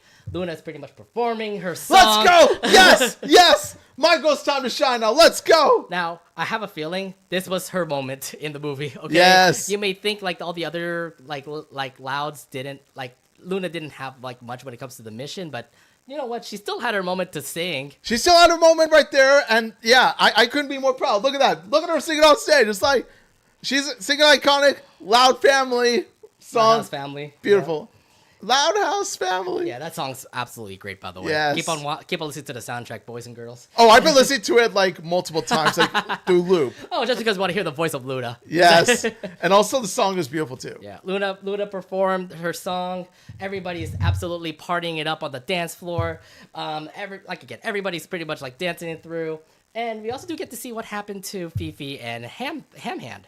Looks like the officer actually was able to find those two. They are pretty much caught. Yes. And they're going to be gone for a very long time. And it also turns out that the watch was sold to that one flop character. Yeah, God, I the don't flop know. character, yeah. Yeah. And then in the end, you already know what it is. They do take a little picture with the whole entire family. Mission accomplished, Grand. I love that line, by the way. When that was the literal last line of the movie, saying "Mission accomplished, Lincoln. Mission accomplished, Grand." I'm like, yes. That's beautiful. That's how you fucking close a freaking movie. That's the way you close it with the last lines and the last scene, like the last closing image right there. And that pretty much is our entire review of the Loud House movie, No Time to Spy. It's time for us to actually share our overall thoughts on the movie. Omid, I mean, you gotta say this, man. It's absolutely better than the Loud House movie for Netflix, right? Oh my God. It is the best Loud House movie by far. The best of the 3 Loud Casa movies. This one takes the cake. I just couldn't believe it because, like, I just remember, like, it being announced and I'm kind of wondering, like, how can it be comparable to the Loud House movie? And it blew it out of the water. Like, it really did. Literally, like, because, like, the Loud House movie itself, if anything, it's not canon. My strong beliefs now is that it's not canon because everything that was happening in the Loud House movie for Netflix never happened in the show. Like, where's the reference to Scott? Where's the reference to Scotland? Where's the reference to, like, all these other characters that were, like, lovable in the Loud House movie? Like, it just tells me that it's not canon. we don't have to worry about that anymore because we got a movie that's legitimately canon. We got a movie that's legitimately tied to the series. Like we got this now. It's absolutely tied to the series. It's made in-house. It's not made by Netflix. It's literally made in-house where you get to see like a continuity thing happen. I'm gonna call up Sunny because of that now. Continuity? What's that? There it is. There's continuity, Sunny. There's a continuity, Sunny. You took someone's storyline from a second season episode all the way to this movie, and it entertained us. You're thinking like Myrtle can just be one little grand that the Louds will have, but no, it turned out to be one amazing grand, an amazing story that we saw from No Time to Spy. Definitely, yeah. They managed to, upgrade Grand's character, make her much more than the typical grandma character. No, she's actually much more than that. There's more layers to her character. What do you like in the movie? What don't you like in the movie? Okay, what I love about the movie is, of course, the animation is really fluid, especially with the character animations and also the action scenes. They move very well. They have a nice flow, and then of course, like the animation is the most polished that Loud House has ever been, and also that this is Lincoln's character arc. Like this is Lincoln's best character arc in the entire Loud House franchise because it shows him getting a reality check that, like being a spy isn't just all fun and games of what you see in David Steele. It actually shows how life-threatening and dangerous being a spy can really be. Like, listen to your grand Lincoln. And also it shows a relationship development between Lincoln and grand, like Myrtle. And it shows like a difference, like a conflict, like a difference of, how spies are. And, they do come together to, make up in the end and all that stuff. And, of course, we never forget Lincoln Loud's almost sacrifice. My we God. Salute you, sir. My we God. Salute you. That, if anything, just cares for what a main character would do. And I'm happy to say Lincoln is an absolutely amazing person to do that. I mean, sacrificing yourself absolutely was heartbreaking. It's like, oh my God, please don't die. But in the end, everything all worked out. The family came in together to help him out. I'm like, this is just absolutely great. This movie absolutely is just so strong. I don't know if there's really much any flaws to say. I don't know if it's like too fast paced. I felt like the pacing was absolutely like perfect. Animation was just absolutely flawless, especially with those fight scenes. It's hard to animate those fight scenes, guys, but they did it like amazingly, perfectly from the beginning all the way to the end. The music was amazing. Thanks out to Highland for working on it. It's just absolutely amazing. Yeah, the music definitely gives the movie its own identity. Instead of it being, just Loud House oriented. No, it's Loud House oriented, but at the same time, there's like a spy action theme incorporated into it. Yeah. The characters are absolutely great, including Fifi. I think she's a way better villain than Morag. I think everybody agrees with that. Fifi's way better of a villain because there's some purpose with the villainy compared to a stupid reason like what Morag went through. And also, the way she pulls off her villainy is absolutely genius when you think about it, because she really does pull off this facade of being the nice, friendly woman, and then, like, all of her antics that actually hinder, Lincoln's performance as a spy were actually done on purpose in order to help fulfill her own goals, in order to get revenge on, Myrtle. And you're expecting like, a little world dominance that happens, but no, it's not even world dominance, it's revenge. And I'm like, okay, that's actually a better way of actually you doing villainy, okay? Yeah. like there are things you don't expect when it comes to how the antagonist is in the Loud House movie No Time to Spy. And it worked out with Fifi. And I love how the lead was for Fifi. It's like, she's just a random character voiced by Amy Sedaris. And then she becomes like this amazing villain. Like you can see it from her facial features. She's absolutely evil. Like the smile, the freaking looks that she gives out to Link. And I'm like, yeah, gosh, she's fucking evil. And I feel like Amy Sedaris was the perfect voice for her. And now I can't see Princess Carolyn like that ever again. Fifi came out to me as the love child of Gru and Pearl. How? Like, okay, looks wise, yes, but like, it's not the same. Like Gru with the nose and Pearl with the nose too, but also the tall, skinny, like you know. But I was like, Fifi definitely absolutely takes the cake when it comes to villainy, and like, Oh my god, her like again. I can't see Amy Sedaris like Princess Carolyn ever again. Fifi already is one of my favorite Loud House characters ever, just by the fact of how she was thoroughly enjoyable from start to finish. From her more lighthearted, fun side to her more evil, dark side. I just love how the movie just pretty much lured us to say like Fifi's a good girl. She's just there randomly in a vacation, but in the end she was a twist villain. Yeah. That twist was absolutely shocking to me. I'm like, what? It was well done. It was brilliant. Like again, just watching it for the first time, you're kind of wondering like, who's this villain? It's got to be that Dr. Fufu guy from 37 years ago, but no, it's literally his mistress. I'm like, oh, no way, no way. Yeah, it actually, and of course the emotional weight of the movie, like I said, the emotional weight helps make the movie so strong, like stand up really strong. Oh my god, it's just absolutely amazing. I just can't really say much. It just was everything that I just pretty much mentioned. Animation, story, everything that was the flow of the whole entire movie was just great to see. Yeah. Any flaws that came into the movie though? You know, as much as I love the movie, I got one flaw with it, and you know what? This is where you might think that with me praising the movie, I would give it a 10 out of 10, but not the case. I'll tell you why. Now, moving on to the gadgets. All right, you see each of the Louds have the gadgets, right?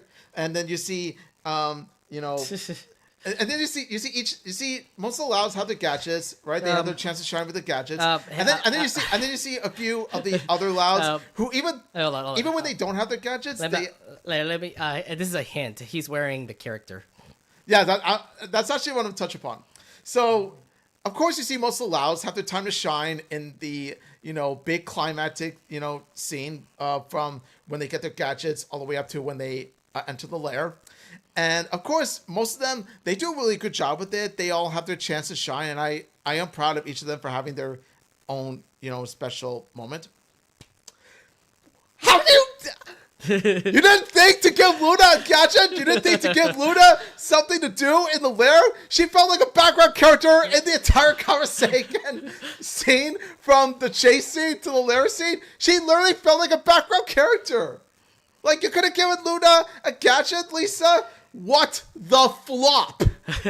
Like, seriously, there's a way you could have made Luna useful. You could have had her, like, carry a guitar, and if not, and here's one or two ways you could have made Luna work. Like, one, you could have had Luna, play some sort of like note that would make them fall asleep, or make them bleed their ears out. The henchman beat their ears out, or you could have just done it fully Kui style, in which you have her like smash the henchman like in the head with that guitar. You could have pulled a Haruko right there, but it's just the thing that bothers me is that Luna Loud.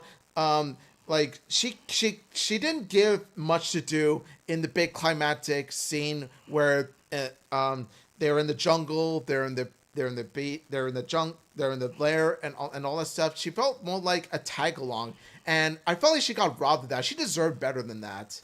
And some of you might say it's petty fanboyism on my part, but I'm sorry, I don't care. It's just how I feel. It's just if there's any legitimate flaw I have of it that keeps it from being completely perfect for me, it would be that. Like, it's my favorite character. Come on, you don't make my favorite character a useless tag along in a big climactic action scene. The one thing I told you about is that she made a good performance at the wedding. She did make a good performance, and it did make up for it. I will say, like, she definitely shined bright in the end, but and it did almost, keyword being almost, make up for how you handled Luna in the middle scene. But yeah, you know what, I let him cook with that rant right there. Okay, so that's why he's just continuing to bash and like, what the hell's going on? Yeah, Chef Homie does return. Yes. Man, so that's the only flaw that you'll have on this movie? The one and only legitimate flaw. Other than that, loved it. I don't know what other flaw I can actually say for this movie. I just feel like everything was fine. Even the comedy character of Flop was absolutely nice. Even the whole like comedy getup of a fake Myrtle, like, I just felt like it was just all legit. Mm-hmm. They all like did a great job, and I can't, again, Where are the flaws? I don't see it much. Maybe like more backstory of what happened 37 years ago. I don't know. But then again, you're only fitting it in an hour 30 minutes, so it's like it's tough to do that. So again, I don't see much of the flaws, but undoubtedly a really great movie. Yeah, to say. Oh, definitely. Yeah, So, no doubt. So we're gonna do this here. We're gonna compare the 3 Loud House Casa Grandes movies, and from 1 to 3, how would you rate like the movies that have been released in the Loud Casa franchise? No Time to Spy, number 1. Casa Grandes movie, number 2. Loud House movie, number 3. I pretty much have the same boat. To be fair, it's kind of like that. I mean, some folks might say the Casa Grandes movie is better than than No Time to Spy, but come on, No Time to Spy undoubtedly beats it. Like the Casa Grandes movies has a couple of flaws here and there. And I don't think there was much impact of story when it comes to the Casa Grandes movie, but I still say it's still an entertaining movie, way better than the Loud House movie. And again, like I said before, the No Time to Spy, I definitely blew Loud House movie out of the water. If anything, the Loud House movie cooked so that, the Loud House movie... The Loud House movie walked so that this could sprint. There you go. That's the way to put it. Not run, sprint. Oh, he absolutely sprinted all right to the 5-star settings here in this case. Hell, it sprinted so much that this movie is practically the captain of the track field team. Indeed. Oh my god. Again, this movie absolutely blew us out of the water. It's just absolutely great. And now it's time for us to actually say our overall score. Now, we have been thinking about this for a month, and I have been contemplating between certain scores. Some might say I might give it a 10. Some might say I might give it an 8. There's a lot of like varieties, and I've watched it like so many times. I even watched it with my mom and my sister. Yeah. And my mom loved it. My mom liked it. You watched it with me too. Yeah, you watched it with me too. My mom liked it. I'm like, oh, okay, so she likes that movie. And you never expect a parent to actually like it, you know? Yeah, so she's a Loud House fan too. Oh, she has been. She also watches Loud House whenever I'm in the house or something. I don't know. Oh, dude. I envy you, man. I wish my mom could get No, a I don't know. Just because we just put up random channels, and I don't watch CNN all the time, okay? That's what my mom does. Anyways, let's move on. Omid, let's go. Start with you. What's your overall score for the Loud House movie, No Time to Spy? I'm going to rate No Time to Spy a 9 out of 10. Despite that one major flaw, everything else about this was, it was beautiful. It was breathtaking. And, from the story to the characters to the music to the action, especially to the emotional weight of some scenes that make Loud House the strongest it's ever been. I have to say this. Again, I was contemplating on actually putting a 10 on this movie. I was absolutely loving this movie. But I feel like if there are going to be more future Loud House movies coming up, I feel like it might get better.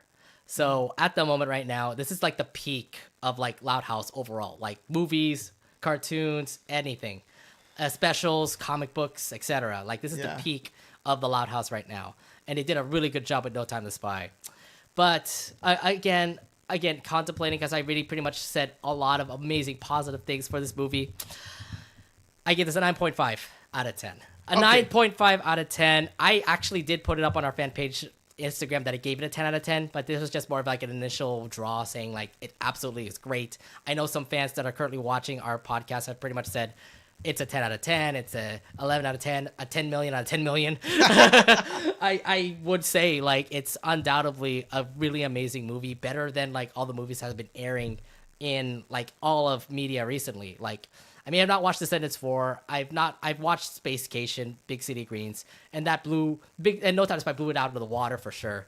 Like, yeah. I mean, I like Space Cation was amazing too. Don't get us wrong. Yeah, it is amazing too. Like an 8 out of 10 in my case. Again, we'll review that later. But No Time to Spy undoubtedly is a great, absolutely amazing movie that I have to give some very positive feedback on. So yes, 9.5 out of 10.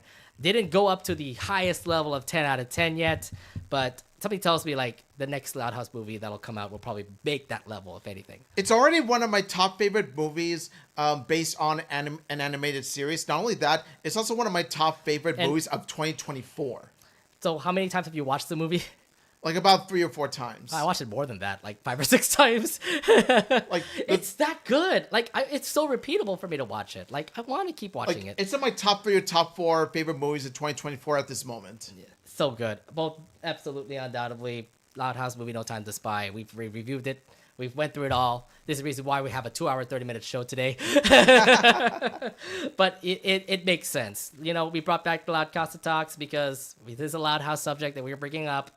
And again, it's us being fans again. So yes. If anything, this was a real treat for us fans. Like, this was a movie for us, Loud Crowd, and we are more than happy we got this big treat.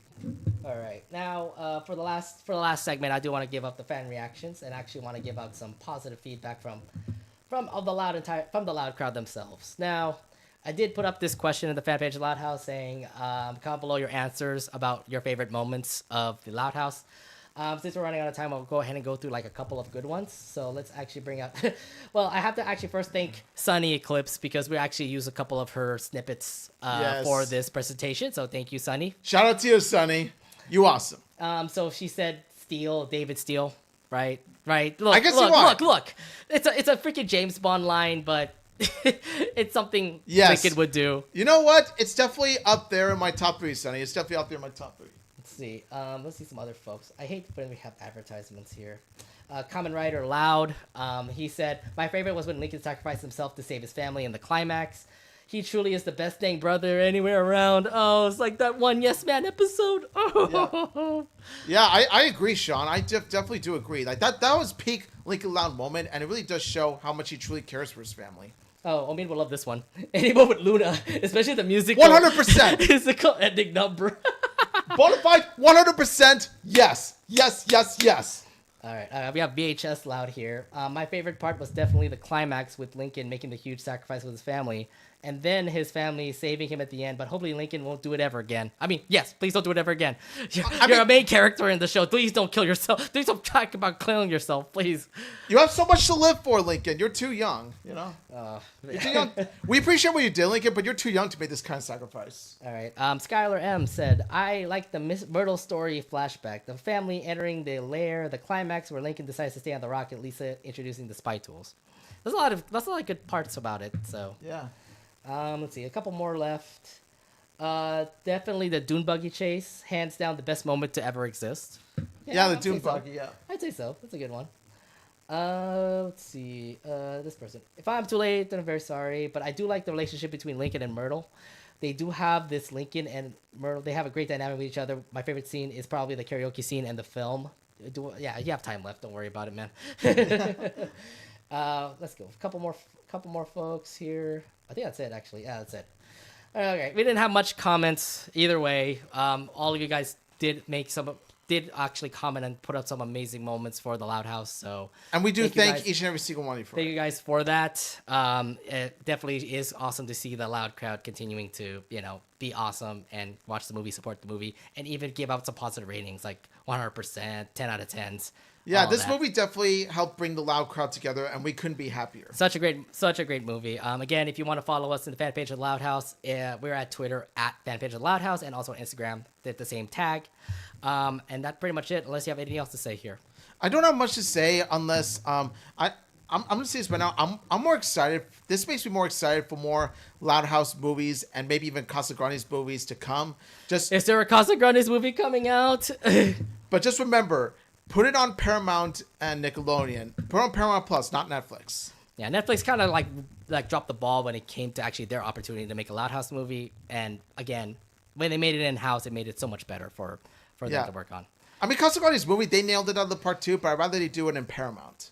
Yeah, well, Paramount Nickelodeon Productions. Yeah. If anything, nonetheless, just keep it in-house. Keep it in-house. That's all I can say. Keep it in-house. Make a big Loud House Casagrande's crossover movie. I like that. We'll see how that goes. Either way, I can't wait for what relies in the future. I know we still have season 8 episodes of Loud House coming out. I know the season just started this year, so expect more Loud House episodes to come out.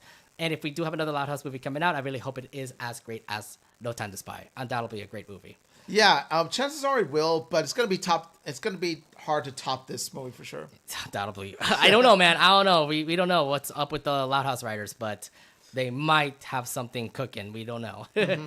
Either way, that is pretty much it for our Anination Podcast, or AKA the Loud Casa Talks, for this particular episode. Yes. Again, I want to thank the Loud Crowd for those who are watching and who are not part of the Loud Crowd. Thank you all for watching. We'll be back doing our regular Anination Podcast episodes starting next week. But until then, make sure you follow us on YouTube. Hit that subscribe button. Also like the video and all that jazz. Also follow us on our social medias on Instagram at Anination Pod, and same with Twitter at Anination Pod. And we always do new episodes every Wednesday, so we would love you to hit that subscribe button so you can see more episodes of the Anination Podcast.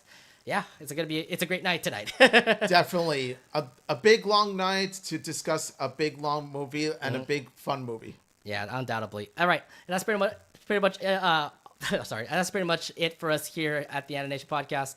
Thank you all for watching. We'll be back next Wednesday for a new episode. Until then, peace out, everybody. Have a nice day, y'all. Yeah, the Louds are happy that you guys watch. By the way, the Louds are here. And they thank each and every single one if you're watching. So good night, loud crowd. Good night, everybody. All right, thank you for checking out the stream. Ooh, that's a good one. All right. You can see your bro now. Yes. All right, go ahead and check it out. Today.